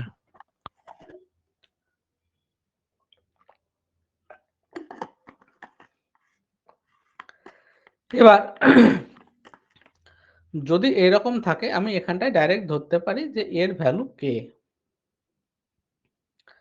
কে ধরে তাহলে এ সমান হবে, দেখো এটাকে আলাদাভাবে তখন আমি লিখতে পারবো 2 এর 5 এ প্লাস 16 সমান কে। তাহলে এ সমান হবে কে মাইনাস 16 ইন্টু 5 এর 2। বি সমান হবে বা কে প্লাস 70 ইন্টু 4 এর 3। বোঝা গেল? হ্যাঁ হ্যাঁ আর সি এটা যেমন লিখবো কত 3 এর 5 সি মাইনাস 4 সমান কে। তাহলে সি সমান হবে কে প্লাস 4 ইন্টু 5 এর 3। ঠিক আছে, এবার হ্যাঁ এইখান থেকে এই A plus B plus C এর মান কত 500, তার মানে এই তিনটের যোগফল কত লিখবো 500 দিয়ে কে এর ভ্যালু বের করব। তাহলে যদি কে এর ভ্যালু বেড়ে যায়, কে এর ভ্যালু যদি এখানে পুট করি তাহলে বি এর অ্যামাউন্ট পেয়ে যাব। আচ্ছা এখানে আমার A is to B is to C না বের করলেও হবে, ঠিক আছে, কারণ একটা ইকুয়েশন অলরেডি দেওয়া আছে। তো আমার মেইন টার্গেট কি কে বের করা। এবার দেখো কে তো একটা কনস্ট্যান্ট, কে কে তো বলে দেয়নি যে কে কে কেই লিখতে হবে। এবার যদি আমরা একটু বুদ্ধি করি কে এর জায়গায় দেখো এই ইকুয়েশনটাই কে কে কত দিয়ে ভাগ করতে হবে, 2 দিয়ে ভাগ করতে হবে। 5-এর 2 দিয়ে গুণ করা মানে এই 2 দিয়ে কে কেও ভাগ হবে, 16 কেও ভাগ হবে। এখানে কে কে 3 দিয়ে ভাগ হবে, এখানে কে কে 3 দিয়ে ভাগ হবে। তাহলে একটা জায়গায় কে কে 2 দিয়ে ভাগ করছি, বাকি জায়গায় কে কে 3 দিয়ে ভাগ করছি। তার মানে আমি যদি কে লেখার বদলে এই 3 আর 2 এর এলসিএম মানে 6 কে লিখতাম, তাহলে এখানে একটা ভগ্নাংশ কম আসতো না। বোঝা যাচ্ছে কি বলছি? না, এটা বুঝলাম না। আমি বলছি যে এই ইকুয়েশনটা কত, A equal to K minus 16 into 5-এর 2। তার মানে এটা মানে তো এটাই। এটাকে যদি ভেঙে দিই 5k/2 মাইনাস 5 16 80/2, এটা মানে হচ্ছে 4k/3 মাইনাস 280/3, এটা মানে 5k/3 প্লাস 20/3। এটাই তো? হ্যাঁ হ্যাঁ তাহলে এখানে কে কে 2 দিয়ে ভাগ করছি, এখানে কে কে 3 দিয়ে ভাগ করছি, এখানে কে কে 3 দিয়ে ভাগ করছি। তার মানে কে কে 2 আর 3 দিয়ে ভাগ করছি।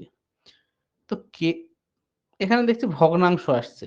তো আমি ক্যালকুলেশনের সুবিধার জন্য দেখো এইটাকে যদি এই এ এর ভ্যালু, এই বি এর ভ্যালু, এই সি এর ভ্যালু যোগ করো, দিয়ে যোগফল সমান যদি 500 লেখো তোমার উত্তর চলে আসবে, কোনো অসুবিধা নাই। দিয়ে তুমি ক্যালকুলেশন করে কে এর ভ্যালু বের করবে, কে এর ভ্যালু যেটা বেরোবে কে এর ভ্যালুটা যে কোনো ইকুয়েশনে পুট করে দাও। যেমন বি এর ভ্যালু দরকার, কে এর ভ্যালু এখানে বসিয়ে দাও, তাহলে বি এর ভ্যালু বেরিয়ে যাবে। ঠিক আছে, কিন্তু ক্যালকুলেশন একটু শর্ট করার জন্য যেহেতু আমি দেখছি কে কে একবার 2 দিয়ে আর একবার 3 দিয়ে ভাগ করতে হচ্ছে, তো কে না ধরে কে কে যদি 2 3 এর এলসিএম মানে 6 কে ধরি, তাহলে এখানে এই ভগ্নাংশগুলো আসবে না না। হ্যাঁ হ্যাঁ বুঝতে পেরেছি এবার। ঠিক আছে, হুম হুম তো আমি এখানে কে না ধরে এগুলোকে 6 কে ধরছি।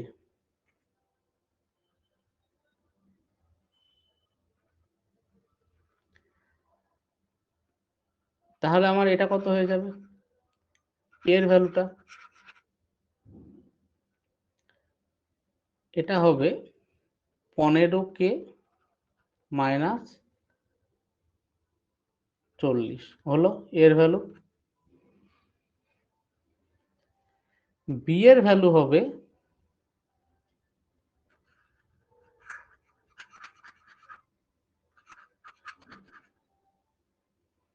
বি এর ভ্যালুটা আমি এদিকে লিখছি 6k প্লাস 70 ইন্টু 4 এর 3, মানে হচ্ছে 2 আর 4 8k প্লাস 280/3। আর সি এর ভ্যালু হবে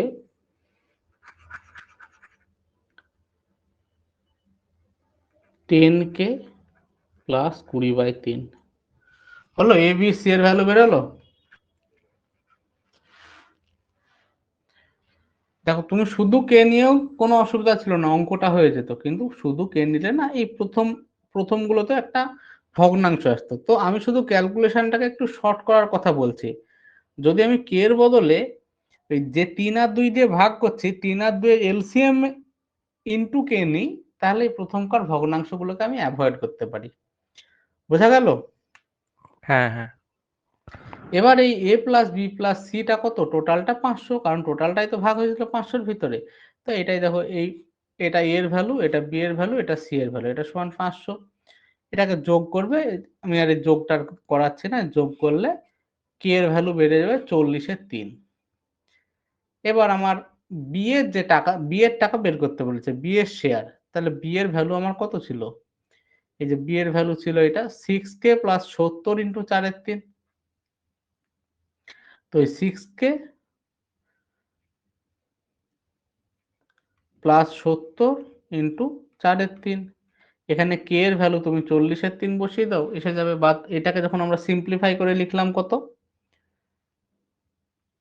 8k প্লাস 280/3। এখানেও তুমি কে এর ভ্যালু বসিয়ে দাও, তাতেও তুমি বি এর মান পেয়ে যাবে। এর ভ্যালু বললে এ এর যে ভ্যালু ধরেছিলাম, এখানটায় আমার কে এর ভ্যালু বসাতে হতো। সি এর ভ্যালু বললে এখানটায় কে এর মান বসালে সি এর ভ্যালু বেড়ে যেত। বোঝা গেল অঙ্কটা? এই অঙ্কটাও একটু লেন্দি অঙ্ক, একটু ধীরে ধীরে বুঝতে হবে, আমার মনে হয় না অসুবিধা হবে। সিম্পল হ্যাঁ, অঙ্ক ঠিক আছে। কিন্তু একটু লেন্দি।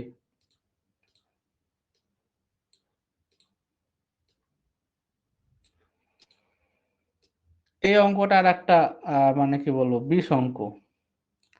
মানে দেখতে ছোট লাগে কিন্তু অঙ্কটা একটু কঠিন, মানে বোঝা কঠিন, আর কিছুই না। বলছে a boy and a girl playing with a pencil, তারা একটা পেন্সিল নিয়ে খেলা করছে। The girl break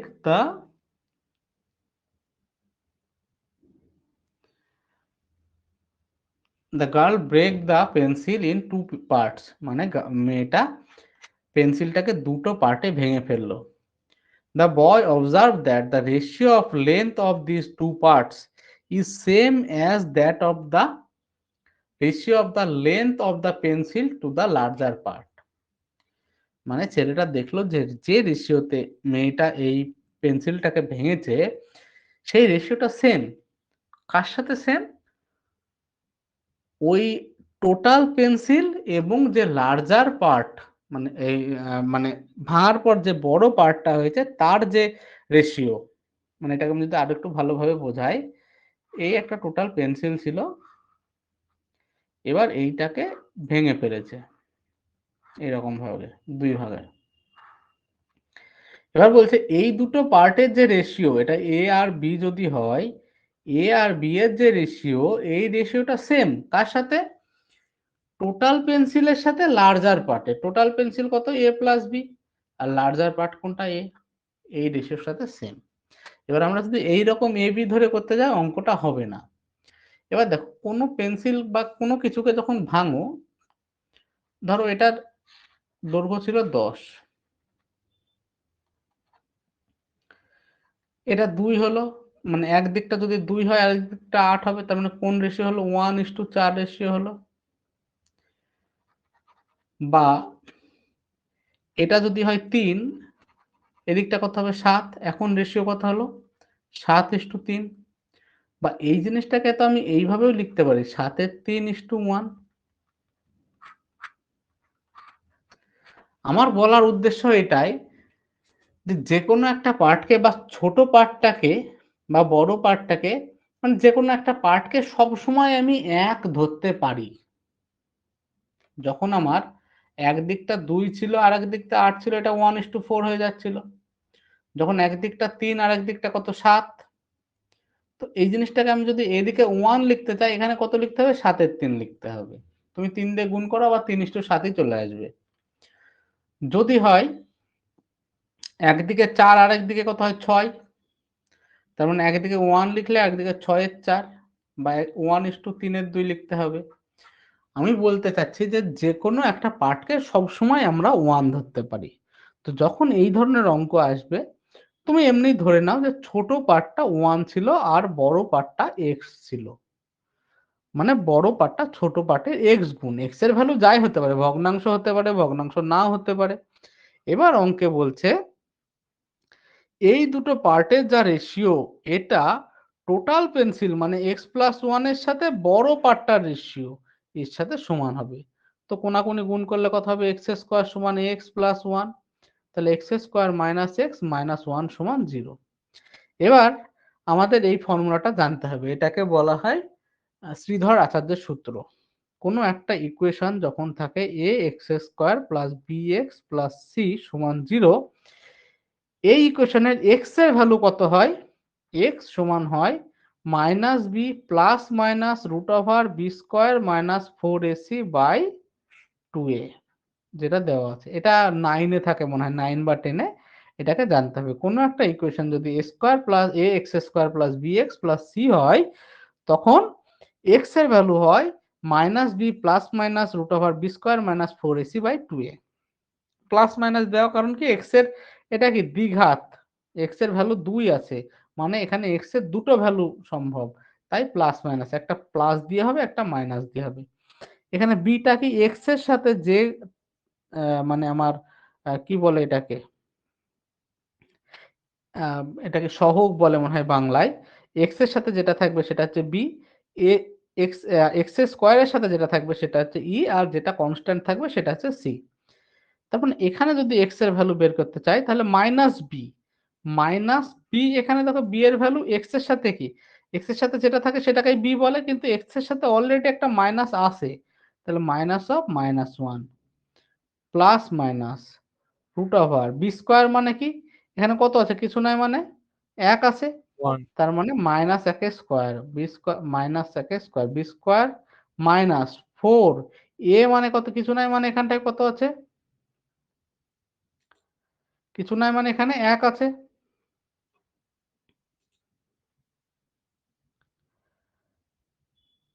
four A into C, C মানে এখানে কত? মাইনাস 1 বাই 2 ইন্টু কিছু নাই মানে 2a মানে কত? 1।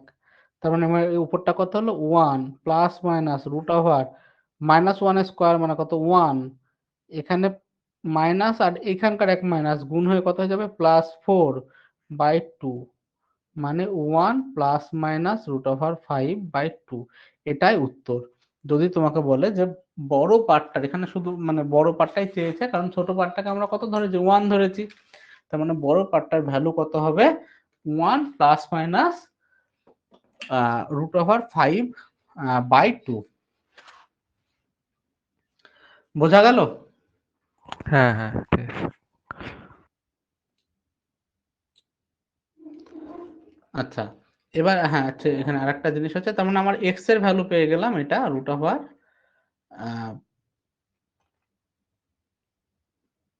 Plus minus, sorry 1 plus minus X সমান 1 plus minus root over 5 by 2। এবার দেখো রুট ওভার 5 এর ভ্যালু সবসময় কি, দেখো রুট ওভার 4 মানে 2, তার মানে 2 এর থেকে বেশি হবে। যদি মাইনাসটা নিই, তার মানে 1 মাইনাস 2 পয়েন্ট সামথিং, 2 এর থেকে বেশি বাই 2, তার মানে মাইনাস 1 পয়েন্ট সামথিং বাই 2। তো কোনো একটা জিনিসের দৈর্ঘ্য তো নেগেটিভ হতে পারে না, তাই আমরা এখানে মাইনাসটা নেওয়ার দরকার নাই, শুধু প্লাসটাই নেব। তার মানে এক্স এর ভ্যালু হবে 1 প্লাস রুট ওভার 5 বাই 2। এবার যদি আমাকে বলে যে কোন রেশিওতে এটাকে ভাঙা হয়েছিল, কি রেশিওতে ভাঙা হয়েছিল? এক্স বাই ওয়াই 1, আর এখানে এক্স এর value 1 plus root over 5 by 2 by 1, তার মানে 1 প্লাস রুট ওভার 5 বাই 2। তো যদি বলে কোন রেশিওতে ভাঙা হয়েছিল, তাহলে হবে 1 প্লাস রুট ওভার 5 বাই 2, এটা হচ্ছে উত্তর হবে। ঠিক আছে? হ্যাঁ হ্যাঁ ঠিক আছে। আচ্ছা, 76 অঙ্কটা, এই অঙ্কগুলো দেয় পরীক্ষায়, যেমন আগের ওই লেন্থের অঙ্কটা জেনারেল আমি যেমন এখন পর্যন্ত দেখিনি পরীক্ষায়, তবুও করে রাখো, কোনো কোনো পরীক্ষায় যদি দিয়ে দেয়। এই বইয়ে আছে মানে কি কোথাও না কোথাও নিশ্চয়ই এসেছিল। The ratio of income of A and B is 3:2 and ratio of their expenditure is 4:3, মানে এ আর বি এর ইনকামের রেশিও 3:2 আর তাদের এক্সপেন্ডিচারের রেশিও 4:3 এবং তারা সেভ করে 2000 টাকা এবং 900 টাকা। তাহলে তাদের ইনকাম কত? এই অঙ্কতে সিম্পল ধরে নেবে তাদের ইনকামের রেশিও কত দেওয়া আছে 3:2, মানে ইনকাম 3x আর 2x। এবার এই ইনকাম থেকে এ সেভ করে 2000 টাকা আর এ সেভ করে 900 টাকা। তাহলে ইনকাম থেকে যদি আমি সেভিংসটাকে বাদ দিই তাহলে যে রেশিওটা হবে সেটাই আমার এক্সপেন্ডিচারের রেশিও হবে। এটাই কত 4:3। বোঝা গেল? হ্যাঁ। হ্যালো? হ্যাঁ দাদা।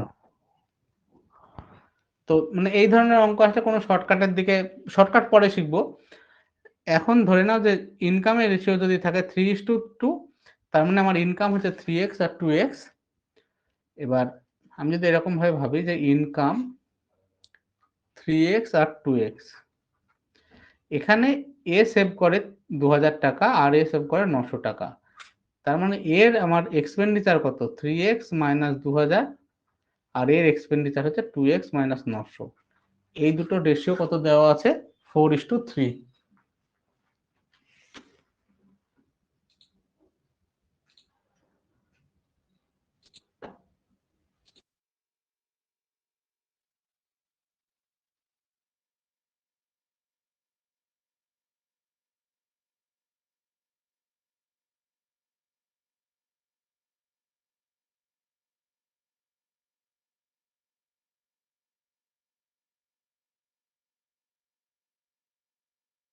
এক মিনিট ভাই। হ্যাঁ ঠিক আছে।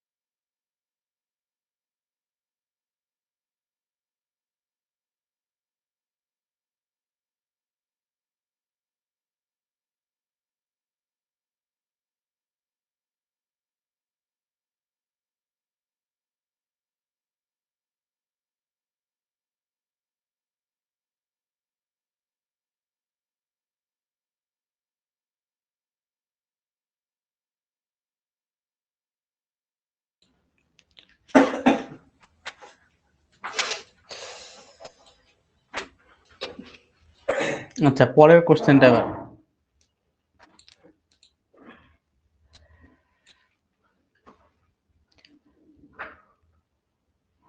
এই অঙ্কটা পারিস কিনা দেখতো ভাই।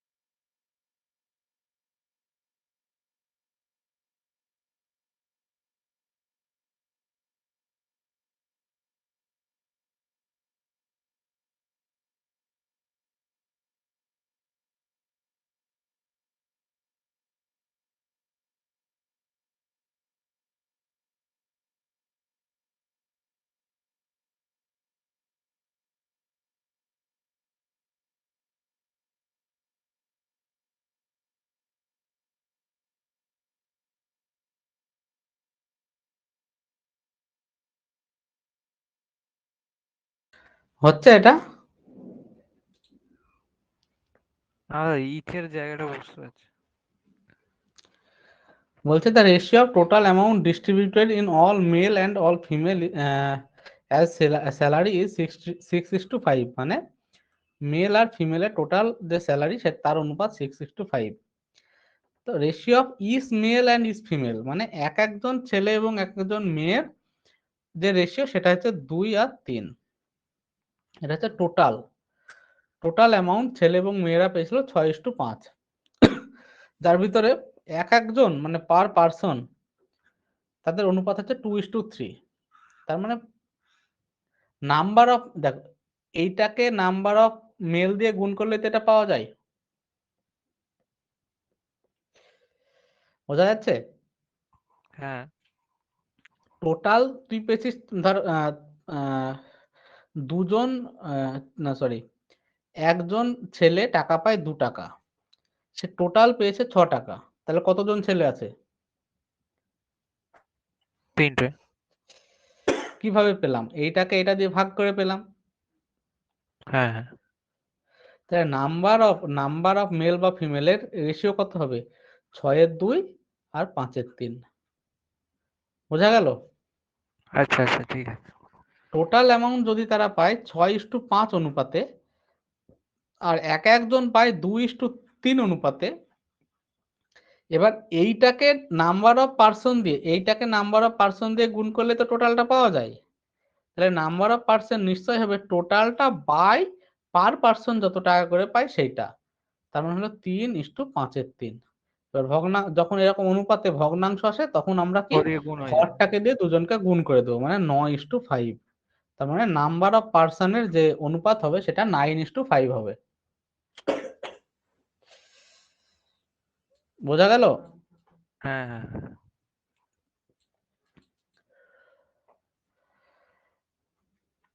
এই অঙ্কটা এবার কর, এই অঙ্কটা একই অঙ্ক।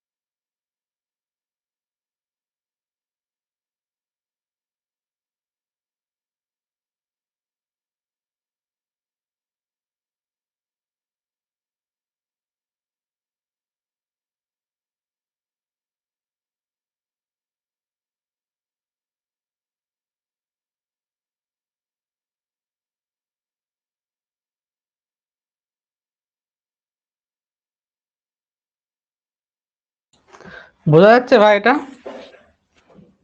হ্যাঁ করছি, একটু দাঁড়াও।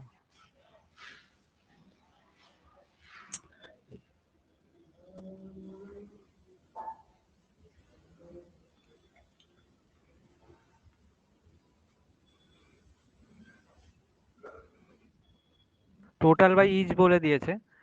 Total hmm. বাই ইচ করে নাম্বারটা পেলাম 9, 9 সমান 45 জন পার্সেন্ট। এক তার থেকে মানে 1 সমান 5 হবে, 5 9 বাহ। 45। তার মানে আমার বলছে যে টোটাল তারা অ্যামাউন্ট বলছে 430 ইজ ডিভাইডেড এবং 45%, 45 জনের ভিতরে আমরা যদি 430 টাকাকে আমরা ডিভাইড করি, the ratio of total amount received by all men, all women and all children is 12:15:16। মানে টোটাল তারা পায় 12:15:16 অনুপাতে, এটা total. while the ratio of amount received by each man, each woman and each child is 6:5:4। এটা হচ্ছে প্রত্যেকে পায়। তার মানে নাম্বার অফ, এটা এটা হচ্ছে টোটাল আর এটা প্রত্যেকে টাকা পায়। তার মানে নাম্বার অফ পার্সন কত হবে? নাম্বার অফ ম্যান হবে এখানে 12/6, এখানে 15/3, এখানে 16/4। মানে হচ্ছে 2 5 8, হচ্ছে ভুল করলাম কি?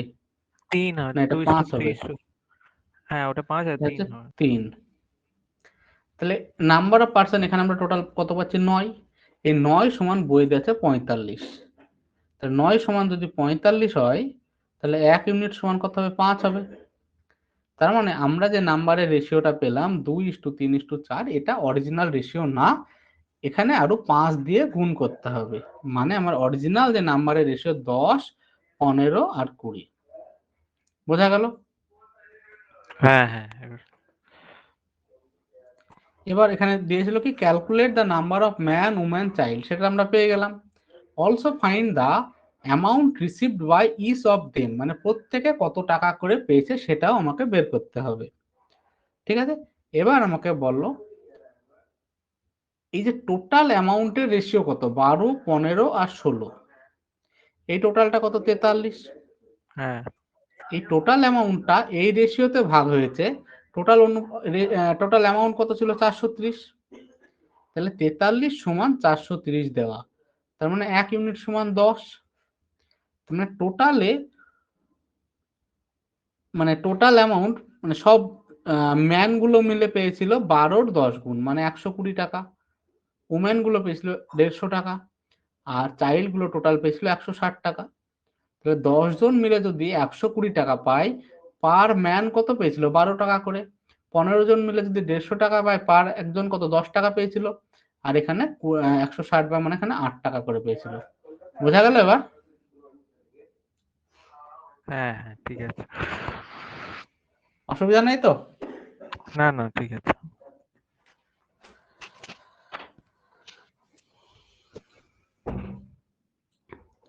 তারপরে 79 অঙ্কটা বলছে ₹5625 is divided among A, B, C in such a way that A receive half of the sum of B plus C, মানে A equal to half of B plus C। তার মানে A by B plus C সমান half.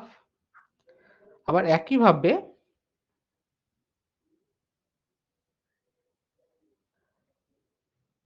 the amount হ্যাঁ, find the amount received by A plus B, মানে A plus B কত টাকা পেয়েছে আমাকে জিজ্ঞেস করছে। If B receives 1/4 of A plus C, মানে বি সমান 1/4 অফ এ প্লাস সি, তার মানে B by A plus C সমান 1/4।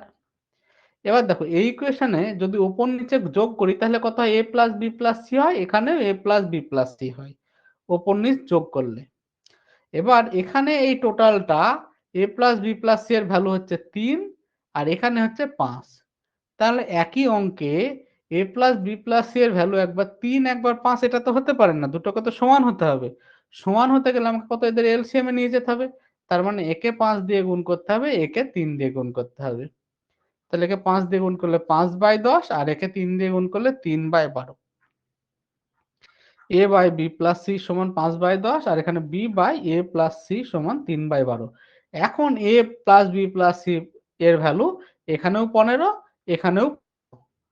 তার মানে আমরা এ সমান লিখতে পারি 5, বি সমান লিখতে পারি কত, 3, আর সি সমান দেখো বি প্লাস সি সমান হচ্ছে 10, যার ভিতরে বি সমান হচ্ছে 3, তার মানে সি সমান কত, 7। তার মানে A is to B is to C এর অনুপাত কত হয়ে গেল, 5:3:7। বোঝা গেল? এবার আমাকে বলছে যে এ প্লাস বি কত পেয়েছে সেটা বের করতে হবে।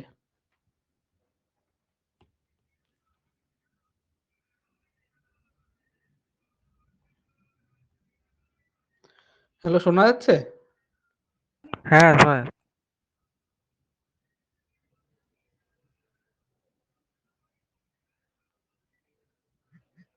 হ্যালো।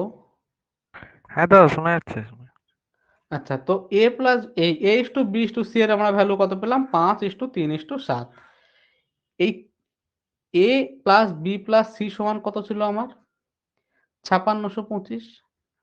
তার মানে 5×3 = 8 আর 7 15, 15 ইউনিট সমান আমার কত ছিল, 5625। তাহলে 1 ইউনিট সমান কত, 5625/15। আমাকে কার ভ্যালু চেয়েছে, এ find the amount of A plus B, A plus B এর ভ্যালু চেয়েছে। তাহলে এ প্লাস বি মানে কত, 5 আর 3 মানে কত, 8 হবে। এটা আমাকে সলভ করলে হয়ে যাবে, মানে কত, 3×15=45। আমার 11 মানে 112, 7×15=105, 75, 5×15=75, মানে 375 ইন্টু 8। তার মানে অ্যান্সার হবে ৫০টা ৪০, শূন্য হাত থাকলো 4, ২৭টা ৫৬ আর 4 হাত থাকলো 6, 6 3 8 24, 24 আর 6 30, মানে 3000 টাকা। তার মানে এ প্লাস বি আমার কত টাকা পেয়েছিল, 3000 টাকা পেয়েছিল। আমরা প্রথমে আমরা বের করলাম হচ্ছে A is to B is to C কত। A is to B is to C যখন বেরিয়ে গেল আমার, তাদের তাদের কি অনুপাতে ভাগ হয়েছিল সেটা যখন পেয়ে গেলাম, তখন আমরা 5, 3, 7 এই যে টোটাল, এই টোটালটা সমান কত বইয়ে দেওয়া আছে 5625।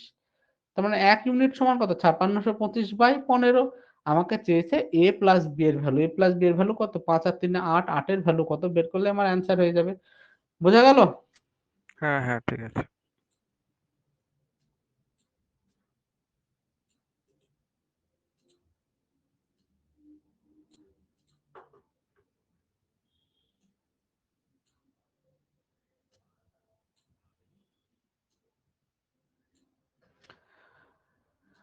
পরের অঙ্কটা আগের মতোই অনেকটা।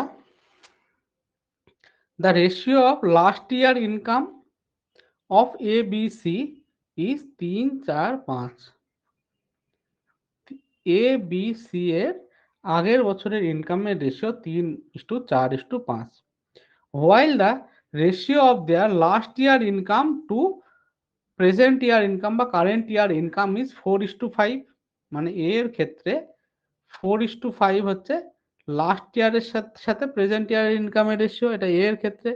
বি এর ক্ষেত্রে হচ্ছে 2:3, আর সি এর ক্ষেত্রে হচ্ছে 3:4। এটা কি লাস্ট ইয়ার ইনকাম? তার মানে এখানে আমরা দেখছি যদি এর ক্ষেত্রে লাস্ট ইয়ার ইনকাম 4 হয় এখন হবে 5, বি এর ক্ষেত্রে লাস্ট ইয়ার ইনকাম যদি 2 হয় এখন হবে 3, আর সি এর ক্ষেত্রে লাস্ট ইয়ার ইনকাম যদি 3 হয় এখন হবে 4। আচ্ছা, এবার এর ক্ষেত্রে যদি দেখি লাস্ট ইয়ার টু প্রেজেন্ট ইয়ারের রেশিও কত। লাস্ট ইয়ার টু প্রেজেন্ট ইয়ারের রেশিও হচ্ছে 4/5, আর লাস্ট ইয়ারের ইনকাম কত দেওয়া আছে 3, তার মানে এটা কত 3।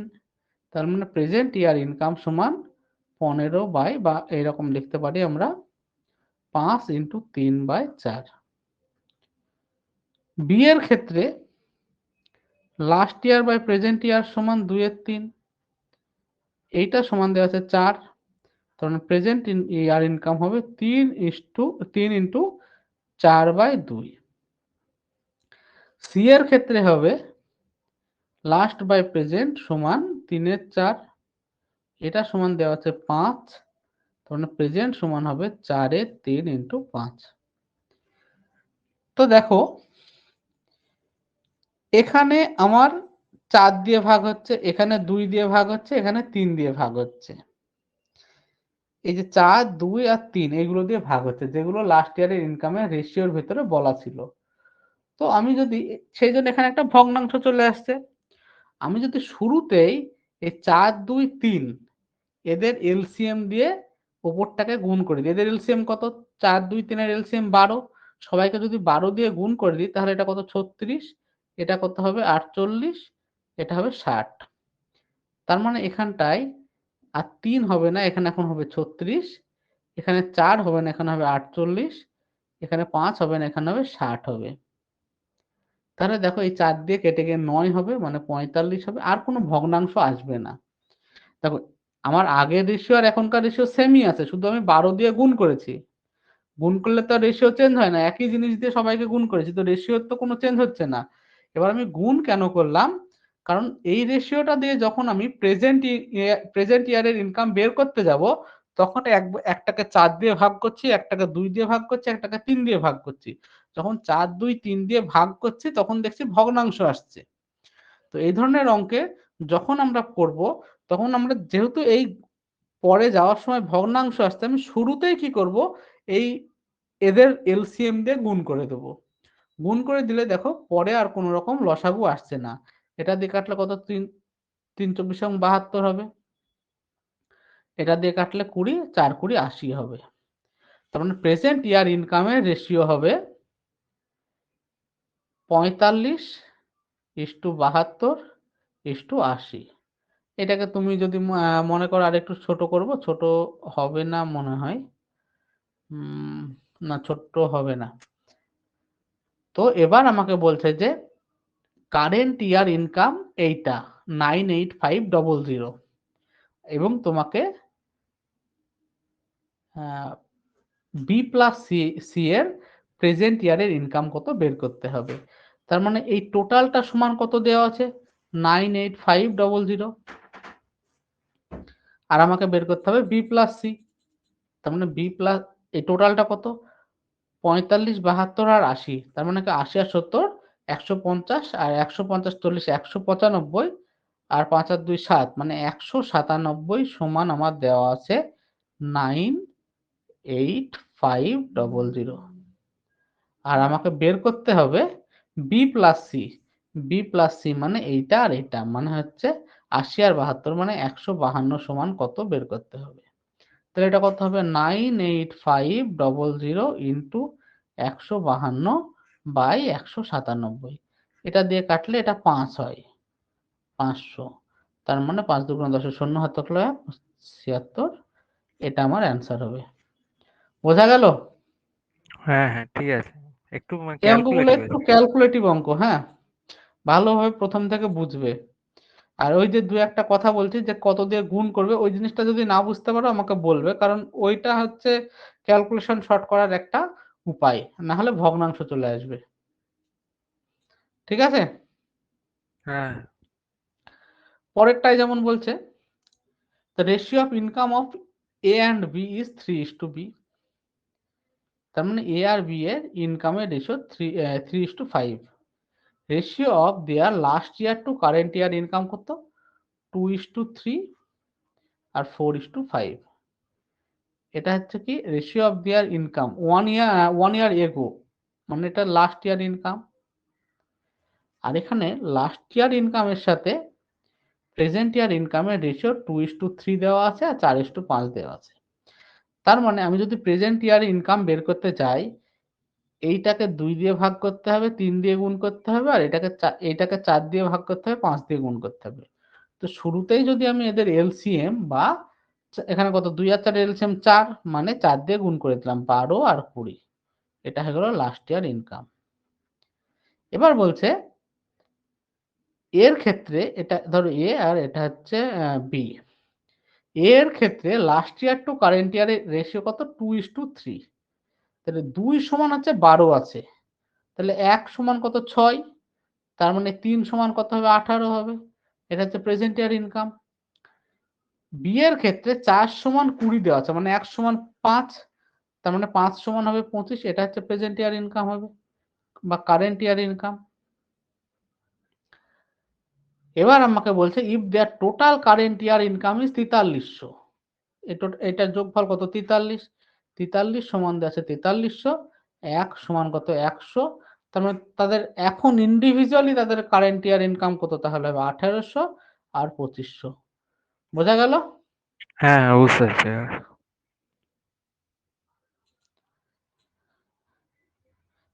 তারপরে বলছে the ratio of income of A B C is 3:7:4। A B C এর ইনকামের ratio 3:7:4। Ratio of their expenditure, তাদের এক্সপেন্ডিচারের রেশিও 4:3:5। ঠিক আছে? এবার বলছে A saves 14.27% of his income. 14.27 মানে কত? 1/7। তার মানে এর সেভিংস কার সাপেক্ষে? তার ইনকামের সাপেক্ষে। মানে বলছে A saves 14.27% of his income, মানে তার ইনকাম যদি 100 টাকা হয় সে 14.27 টাকা সেভ করে। সেই জিনিসটাকে আমি যদি রেশিওতে কনভার্ট করি, তার ইনকাম যদি 7 টাকা হয় সে 1 টাকা সেভ করে। বোঝা গেল? হ্যাঁ এক্সপেন্ডিচার 6। এবার এই প্রথমটা কিসের রেশিও? প্রথমটা হচ্ছে তার ইনকামের রেশিও, আর এইটা হচ্ছে তার এক্সপেন্ডিচারের রেশিও। তো এটা যদি ইনকাম হয়, এটা যদি সেভিংস হয়, তার এক্সপেন্ডিচার কত? 6। তখন এক্সপেন্ডিচার টু ইনকামের রেশিও আমরা কি বলতে পারি? 6:7। এক্সপেন্ডিচার টু ইনকামের রেশিও 6:7 বলতে পারি। তার মানে এই যে ইনকাম আর এক্সপেন্ডিচার এরা 7:6, এটা 7 আর এটা 6 অনুপাত মেনটেন করবে। তো সেই আমি যখন রেশিওতে প্রথমে করালাম, আমরা প্রথম টার্গেট রাখছিলাম কি? এদের দুজনকে যখন মেশাচ্ছিলাম প্রথমে 1:1 নিয়ে যাব। দেখো এটা 1:1 না নিয়ে গিয়ে তো আমি এই অনুপাতে নিয়ে যেতে পারি না। তাহলে আমাদের প্রথম টার্গেট হবে 1:1 নিয়ে যাওয়া। তাহলে 1:1 নিয়ে যাওয়ার জন্য একে 4 দিয়ে আর একে 3 দিয়ে গুণ করতে হবে। এবার এরা তো রেশিওতে আছে, এরা তো আর শুনবে না। একে যদি 4 দিয়ে গুণ করি তো সবাইকে 4 দিয়ে গুণ করতে হবে। এবার আরেকটা জিনিস হচ্ছে, এখানে আমার বলছে যে 6:7 অনুপাতে এরা থাকবে। এই 4 আর 3 দিয়ে গুণ করলে এরা 1:1 অনুপাতে আসে, কিন্তু আমাকে নিয়ে যেতে হবে কত 6:7 এ। মানে একে 6 দিয়ে গুণ করতে হবে, একে 7 দিয়ে গুণ করতে হবে। সরি, ইনকামকে 7 দিয়ে গুণ করতে হবে আর একে 6 দিয়ে গুণ করতে হবে। তার মানে উপরটাকে 28 দিয়ে গুণ করতে হবে আর নিচটাকে 18 দিয়ে গুণ করতে হবে। তাহলে উপরের ইকুয়েশনটা এখন হয়ে গেল 3 28 কত 84, 7 28 27 140, 7 20 140 আর 27 56 মানে 196, আর 4 28 মানে হচ্ছে 80, 4 32 মানে 112। নিচেরটা হয়ে গেল 4 18, 4 18 হচ্ছে 72, 3 18 54 আর 5 18 90। এবার যদি আমাকে বলে তাদের সেভিংস এর রেশিওটা মাইনাস করলে হয়ে যাবে 12, এটা হচ্ছে 142 আর এটা হয়ে গেল 22। তুমি কেটে দাও 2 দিয়ে 6, 71 আর 11। তার মানে তাদের যে সেভিংস এর রেশিও 6:71:11। এটা কিন্তু খুব কঠিন অঙ্ক। এটা দেখতে সহজ মনে হলেও খুব কঠিন অঙ্ক। তার মানে আমাদের প্রথমে আমরা দেখলাম তার ইনকামের রেশিও কত, এক্সপেন্ডিচারের রেশিও কত। এবার আমি এই যে কত পার্সেন্ট সেভ করছে, এইখান থেকে আমি দেখলাম তার ইনকাম আর এক্সপেন্ডিচার রেশিও কত হচ্ছে 7:6। কার এটা ইনকাম আর এক্সপেন্ডিচারের। তো এখানেও ইনকাম এক্সপেন্ডিচার আছে। তো প্রথমে আমি এই ইনকাম এক্সপেন্ডিচারকে 1:1 করলাম, তাই তাদের এলসিএম এ গেলাম, একে 4 দিয়ে গুণ করলাম, একে 3 দিয়ে গুণ করলাম। কিন্তু 1:1 অনুপাতে তো না, এখানে দেখছি 7:6 অনুপাতে আছে। তার মানে একে 7 দিয়ে একে 6 দিয়ে গুণ করতে হবে। তার মানে টোটাল উপরটাকে আমি 4x7 বা 28 দিয়ে গুণ করছি আর নিচটাকে 3x6 বা 18 দিয়ে গুণ করছি। দিয়ে যা হলো আমি লিখলাম, দিয়ে মাইনাস করলে ইনকাম, এটা কি ছিল হলো টোটাল ইনকাম আর এটা হচ্ছে এক্সপেন্ডিচার। মাইনাস করলে আমার যেটা বেরোলো সেটা সেভিংস বেরোলো। বোঝা গেল? হ্যাঁ। এবার এটাকে তুমি এক্স ধরেও করতে পারতে। জেনারেল পরীক্ষায় যদি মাথায় না আসে কোনো চাপ নেই, এক্স ধরে করবে। এ বি সি ছিল, তাই তো? এদের ইনকামের রেশিও ছিল মানে 3:7:4, মানে আমি ধরলাম 3x 7x আর 4x। আর তাদের এক্সপেন্ডিচার ছিল 4y 3y আর 5y, দুখানে আলাদা অনুপাত। তার মানে আমার তাদের যে কনস্ট্যান্ট মানে এগুলো যে গুণ করছি সেই গুণটা আলাদা আলাদা ধরতে হবে। তার মানে এইখানটায় আমার সেভিংস কত হলো 3x - 4y, এখানে 7x - 3y আর এটা 4x - 5y। এবার এইটা কি বলছে,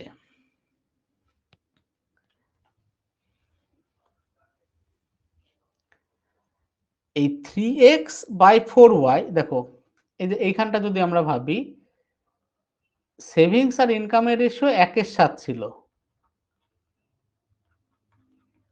14.27% সেভ করছিল, মানে 100-তে 14.27 সেভ করছিল, মানে 7-এ 1 টাকা সেভ করছিল।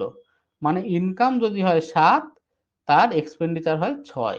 তাহলে আমরা এখানটা এরকম লিখতে পারি 3x/4y সমান, এটা ইনকাম বাই এক্সপেন্ডিচার মানে 7-এর 6।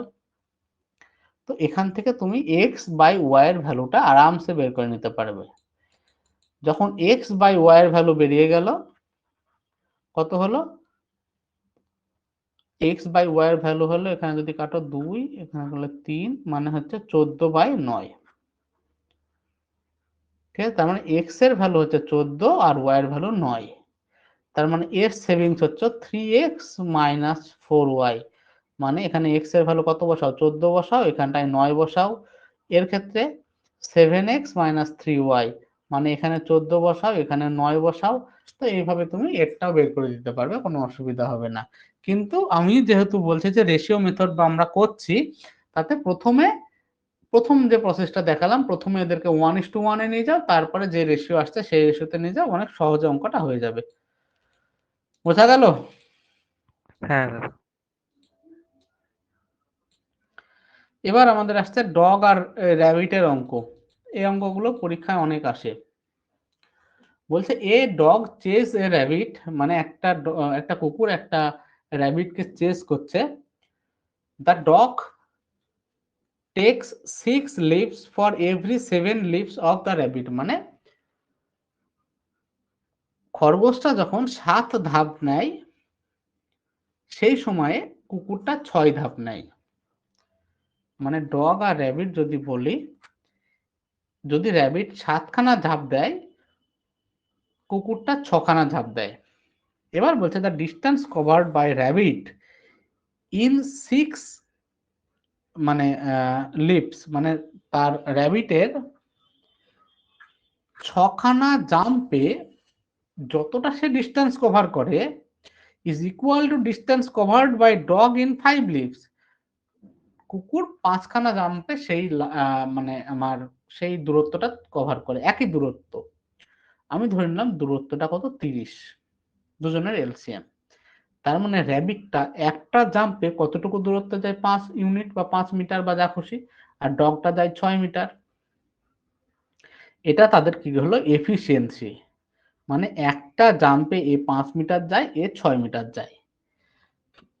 এবার আমাকে বলছে তাদের স্পিডের রেশিও কত।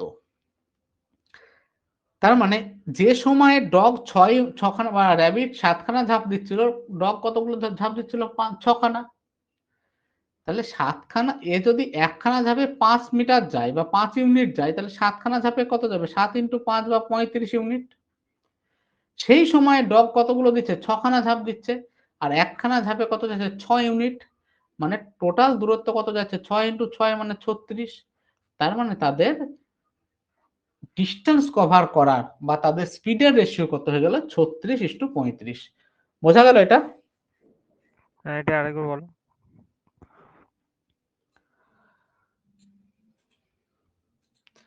বলছে a dog chase a rabbit, মানে একটা কুকুর একটা খরগোশকে চেস করছে। The dog takes 6 leaps for every 7 leaps of the rabbit, মানে কুকুর 6খানা ধাপ নেয় যে সময়ে খরগোশ 7খানা ধাপ নেয় বা 7খানা জাম্প করে।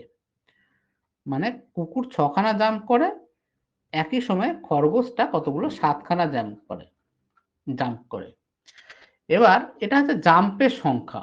ধরে নাও 1 মিনিটে 1 মিনিটে খরগোশটা 7 বার ঝাঁপ দেয়, কুকুরটা 6 বার ঝাঁপ দেয়। এবার এটা দেখে আমি কি বুঝবো, সে ঝাঁপ দেয়। এবার তার স্পিড কত হবে বা সে কতটুকু দূরত্ব যাবে সেটা কার উপর ডিপেন্ড করবে, এই একটা ঝাঁপে কতটুকু যাচ্ছে। যদি একটা ঝাঁপে র্যাবিট 1 মিটার যায় আর ডগ যদি 2 মিটার যায়, তার মানে ডগ 6খানা ধাপে 12 মিটার চলে যাবে, আর র্যাবিট 7খানা ধাপে 7 মিটারই যাবে। তখন তাদের যে দূরত্বের রেশিও হবে কত, 12:7। বোঝা গেল? হ্যাঁ। তো আমার এই যে এর সংখ্যা, মানে কতগুলো ঝাঁপ দিচ্ছে, এটা থেকে কিছু হবে না। আমার মেন ফ্যাক্টর হচ্ছে সেই একটা ঝাঁপে কতটুকু দূরত্ব যাচ্ছে সেইটার জন্য এখন দেয়া আছে the distance covered by rabbit in 6 leaps, মানে র্যাবিট 6খানা জাম্পে যতটুকু যায় equal to distance covered by dog in 5 leaps, মানে ডগ 5খানা জাম্পে সেই দূরত্ব যায়। এ 6খানা জাম্পে যতটুকু যায়, এ 5খানা জাম্পে ততটুকু যায়। আমি ধরে নিলাম তারা 6খানা জাম্পে বা 5খানা জাম্পে কতটুকু যায়, এদের এলসিএম 30 মিটার যায় বা 30 ইউনিট যায়। তার মানে র্যাবিট 6খানা জাম্পে 30 মিটার যায়, তার মানে একখানা জাম্পে কত মিটার যায়, 5 মিটার যায়। আর ডগ 5খানা জাম্পে 30 মিটার যায়, মানে একখানা জাম্পে কত যায়, 6 মিটার যায়। এবার যে সময় র্যাবিট 7খানা জাম্প দিচ্ছিল, ডগ কতগুলো, 6খানা জাম্প দিচ্ছিল। তার মানে একটা জাম্পে যদি 5 মিটার যায়, তাহলে 7খানা জাম্পে কত যায়, 35 মিটার যায়। সেই সময়ে ডগ 6খানা জাম্প দিচ্ছিল, আর ডগ একটা জাম্পে যায় 6 মিটার, তাহলে 6খানা জাম্পে কত, 36 মিটার যায়। তার মানে তাদের যে দূরত্বের রেশিও সেটা কত হয়ে গেল, 35:36। এবার এই দূরত্বটা র্যাবিটও যত সময় যাচ্ছে, ডগও সেই সময় যাচ্ছে, তার মানে তাদের টাইমটা সেম। এটা যদি 1 মিটারে লাগে 1 মিনিটে হয়, এও 1 মিনিটে যায়। তার মানে তাদের স্পিডের রেশিও কত? 35 metre by minute, 36 metre by 1 minute. তার মানে তাদের স্পিডের রেশিও এই ডিস্টেন্সের রেশিও, কারণ টাইম সমান আছে। টাইম যদি সমান থাকে, ডিস্টেন্সের রেশিও আর স্পিডের রেশিও সেম হয়।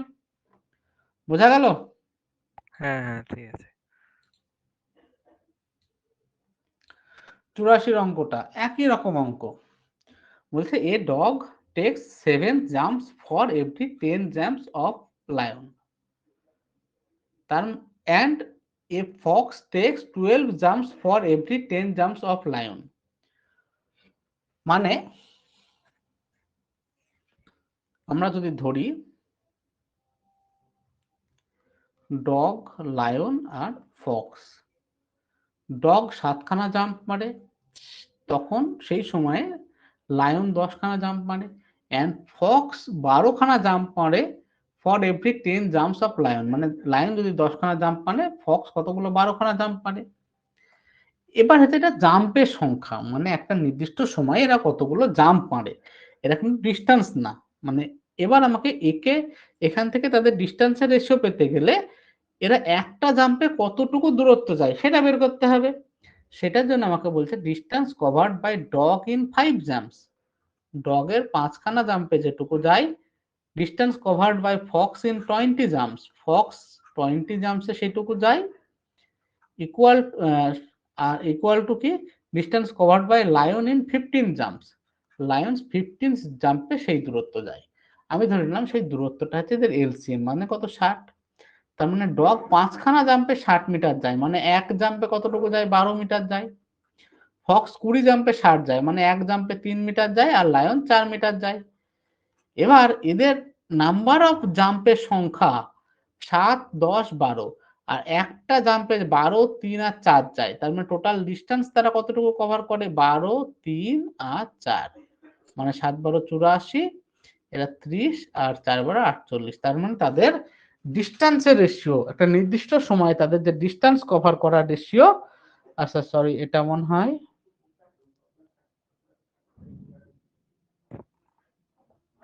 আমি একটু গুলিয়ে মানে ভুল করে ফেলছি, এটা হচ্ছে ফোর ফক্সের এটা হবে। হচ্ছে 3, ফোর। এটা হচ্ছে হ্যাঁ ও ফক্সের এখানে ফক্সের 3 হ্যাঁ। হবে, আর এইটা 4 হবে,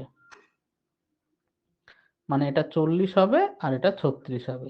এটা হচ্ছে কি, একটা নির্দিষ্ট সময়ে যে ডিস্টেন্স কভার করে তার রেশিও। এই রেশিওটাই নির্দিষ্ট সময় ডিস্টেন্স মানে কি তাদের স্পিড, তার মানে স্পিডের রেশিও 84:40:36 হবে। এটাকে একটু কাটাকাটি করে ছোট করা যেতে পারে। বোঝা গেল? হ্যাঁ হ্যাঁ।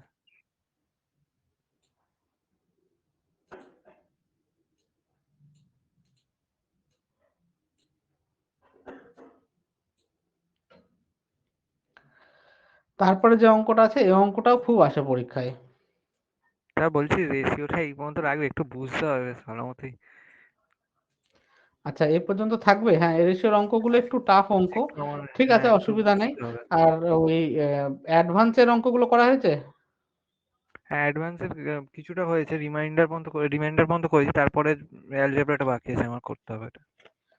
একটু টানতে হবে। হ্যাঁ, মানে আমি তো এমনিও ক্লাস একটাই নিই সপ্তাহে, তো সেখানে ফেলে রাখলে হবে না। হ্যাঁ। আর যতটা বলছি পারো তাড়াতাড়ি শেষ পার্সেন্টেজের করে যেটা যদি এক্সট্রা। বলছিলাম ওটা একটু বলে দেবো। হ্যাঁ বলো। পার্সেন্টেজের যেটা বলছিলাম 40-এরটা, ওটা একটু বলে দেবে। হ্যাঁ হ্যাঁ বলি। এ পর্যন্ত বোঝা গেল তো? হ্যাঁ ঠিক আছে।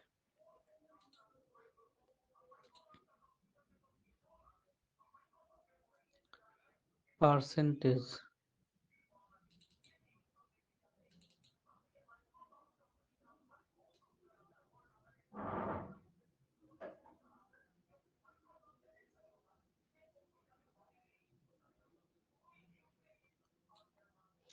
চল্লিশের অঙ্ক।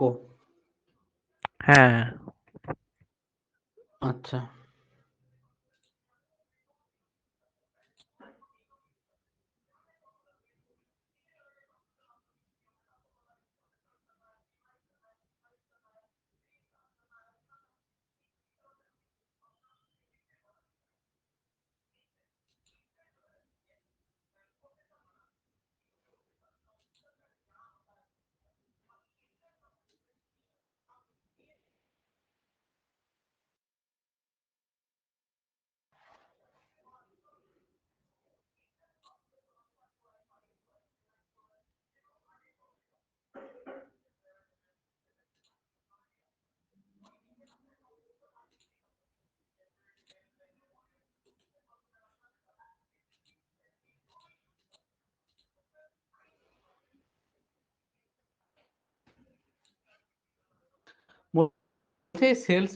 Salesman is allowed 12% commission on his total sales, মানে টোটাল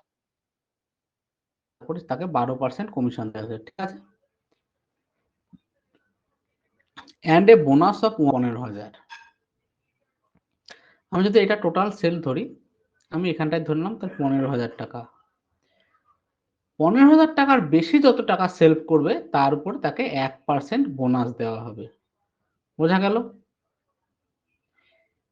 হ্যাঁ এইভাবে তার টোটাল আর্নিং হচ্ছে ৭৬৫০ টাকা। তার মানে 15,000 টাকার উপরে যে টাকা সেল করেছে সেখানে তার টোটাল কমিশন কত? 13%। আর 15,000 টাকা পর্যন্ত কত? 12%। এটাই তো? হ্যাঁ বোঝা গেল তো? বুঝতে পেরেছি এটা। আমি যদি ধরি তার টোটাল সেল এক্স টাকার, তাহলে এক্স টাকার উপরে সে 12% কমিশন মানে ইন্টু 12/100 পেয়েছে, প্লাস এক্স টাকা যতটুকু 15,000 টাকার উপরে এই কোশ্চেনটা হবে তো? হ্যাঁ তো এই কোশ্চেনটা সলভ করে আমরা এক্স এর ভ্যালু বের করলে আমার হয়ে যাবে। কিন্তু আমি কিভাবে করব দেখো, এইদিকে দুই ধরনের পার্সেন্টেজ আছে, একদিকে 12%, একদিকে 13%। আমি যদি যে কোনো একটা পার্সেন্টেজ নিয়ে যেতে পারি, হয় 12% বা 13%, তো 13% করলাম। তাহলে টোটাল সেল যদি এক্স হয়, এক্স টাকা 13% মানে ইন্টু 13/100 সমান যেটা দেওয়া আছে সেটা, তাই তো? হ্যাঁ তাই না? তো টোটাল 13% করতে গেলে কি এই 12% টাকেও 13% করতে হবে, মানে হ্যাঁ এই 15,000 টাকার উপরে আরো 1% এক্সট্রা দিতে হবে, তাই না? হ্যাঁ তাহলে 15,000 টাকার উপর যদি 1% এক্সট্রা দিই তাহলে কত এক্সট্রা দিতে হবে 150। বলো? 150 টাকা। 15,000 হ্যাঁ যদি 150। 150 টাকা দিই তাহলে তার ইনকাম কত হয়ে যাবে? 86 প্লাস 150 টাকা। হবে তো? হ্যাঁ মানে তাকে অরিজিনালি দেওয়া হচ্ছে না, কিন্তু আমি হিসাবের সুবিধার জন্য আমি ধরছি 15,000 টাকার উপরেও তাকে 1% এক্সট্রা দিলাম। মানে তাকে 150 টাকা আরো দিতে হবে। তার মানে তার টোটাল আর্নিং কত হবে? 7800 টাকা। তার মানে টোটাল সেল যদি এক্স টাকা হয় তার উপর 13% মানে ইন্টু 13/100 সমান 7800 টাকা। তাহলে এক্স এর ভ্যালু দেখো 60,000 টাকা হয়ে যাবে। বুঝতে পারলে? হ্যাঁ এবার বুঝতে পেরেছি। এবার তোমার মাথায় আসতে পারে এদিকে 13% করলাম কেন? এটাকেও যদি কমিয়ে 12% করতাম তাতেও তো হতো, তাই না? হ্যাঁ কিন্তু দেখো এটা যদি 12% করতে যাও, এই টোটালটার উপর 1% কমাতে কমাতে হবে। কিন্তু এই টোটালটা কি তুমি জানো এই লাস্টে কত আছে জানো? না তার মানে এদিকে করা যাবে না, আমাকে এইদিকেই করতে হবে। বোঝা গেল?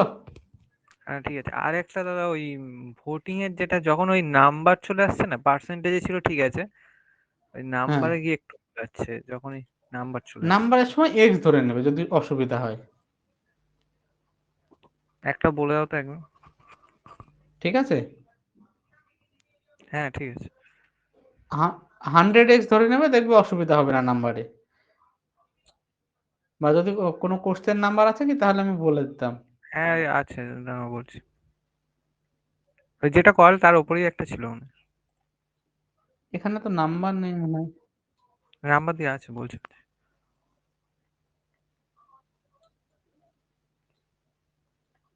38 দাও। আচ্ছা, হ্যাঁ। এখানে বলছে in an election candidate participate 20% voter did not caste there vote. দেখো এখানে যখন নাম্বার চলে এসেছে না, আমি 100x ধরবো। তাহলে 100x এর ভিতরে 20% দিল না, মানে 20x দিল না, মানে 80x দিল, তাই তো? এটা হচ্ছে কি কাস্টেড ভোট। হ্যাঁ কাস্টেড।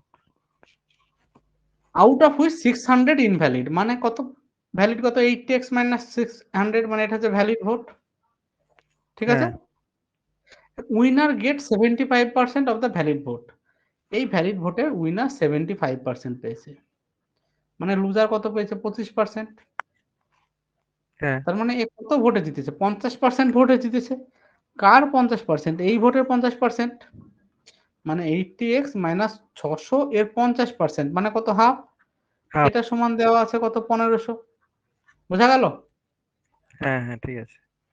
বা ধরে নাও টোটাল ভোট এক্স, এর ভিতরে 20% ভোট দেয়নি, 20% মানে কত, 1/5, তার মানে ভোট হ্যাঁ দিয়েছে 4/5, হলো? হ্যাঁ হ্যাঁ এখান থেকে 600 জন ইনভ্যালিড মানে -600। এই ভোটের একজন পেয়েছে 75%, একজন 25%, মানে যে জিতেছে সে কত, 50% ভোটে জিতেছে, 50 হাফ। মানে ইন্টু হাফ, সমান দেওয়া আছে 1500 হয়ে গেল। বোঝা গেল? হ্যাঁ হ্যাঁ ঠিক আছে, বুঝতে পেরেছি। আচ্ছা, আর একভাবে দেখো, আমি ধরে নিলাম 100x total vote, 80x custard vote, আমি ধরলাম একটাও ভোট ইনভ্যালিড হয়নি, সবটা ভ্যালিড ভোট, তার মানে 80xটা কি ভ্যালিড ভোট, তাই তো? হ্যাঁ হ্যাঁ 80-র 75% পেয়েছে উইনার আর লুজার পেয়েছে 25%, মানে যে জিতলো সে 50% ভোটে জিতলো, মানে 80-র 50% মানে কত, 40। 40। এই 40 সমান কত দেওয়া আছে বইয়ে, 1500। 1500। এবার দেখো আমরা এখানে এই ভোটটা ইনভ্যালিড ছিল সেটাকে ধরিনি, তাহলে সেই ভোটটা নিশ্চয়ই এখান থেকে আমাকে মাইনাস করতে হবে, এটা তো 1500 হবে না, ওই ভোটটাকে এখান থেকে মাইনাস করতে হবে। বুঝতে পারলে? বুঝতে পেরেছি এবার। এখান থেকেও এক্স এর ভ্যালু বের করে নিতে পারো, তো যে কোনো ভাবে করতে পারো, কোনো অসুবিধা নেই। ফার্স্টেই আমার ঠিক আছে, এই যেটা দেখালে এক্স। হ্যাঁ ওইভাবে করতে পারো। ঠিক আছে ঠিক আছে, প্রবলেম নাই তো? না না ঠিক আছে, এই পর্যন্ত দেখিস, ঠিক আছে। আচ্ছা, বাকিরা তো ক্লাস করেনি, তো তারা যখন দেখবে দেখে নিও, আর ফেলে ফেলে রাখলে অসুবিধা হবে, হ্যাঁ, ফেলে রাখলে আমি এগিয়ে চলে যাব, তোমাদের হবে না, ওইভাবে গিয়ে প্রবলেম হবে। তো যেমন যেমন ক্লাস হচ্ছে, যদি প্র্যাকটিস কম হয়, এখন প্র্যাকটিস কম হোক, কিন্তু যেটা করাচ্ছি সেটা যেন 2-3 বার করে করা হয়, তবে জিনিসটা ভালোভাবে মানে ভেতরে একটা কনসেপ্ট তৈরি করবে, না হলে করে লাভ নাই। ঠিক আছে, তাহলে আমি এখানে শেষ করছি, হ্যাঁ। হ্যাঁ ঠিক আছে।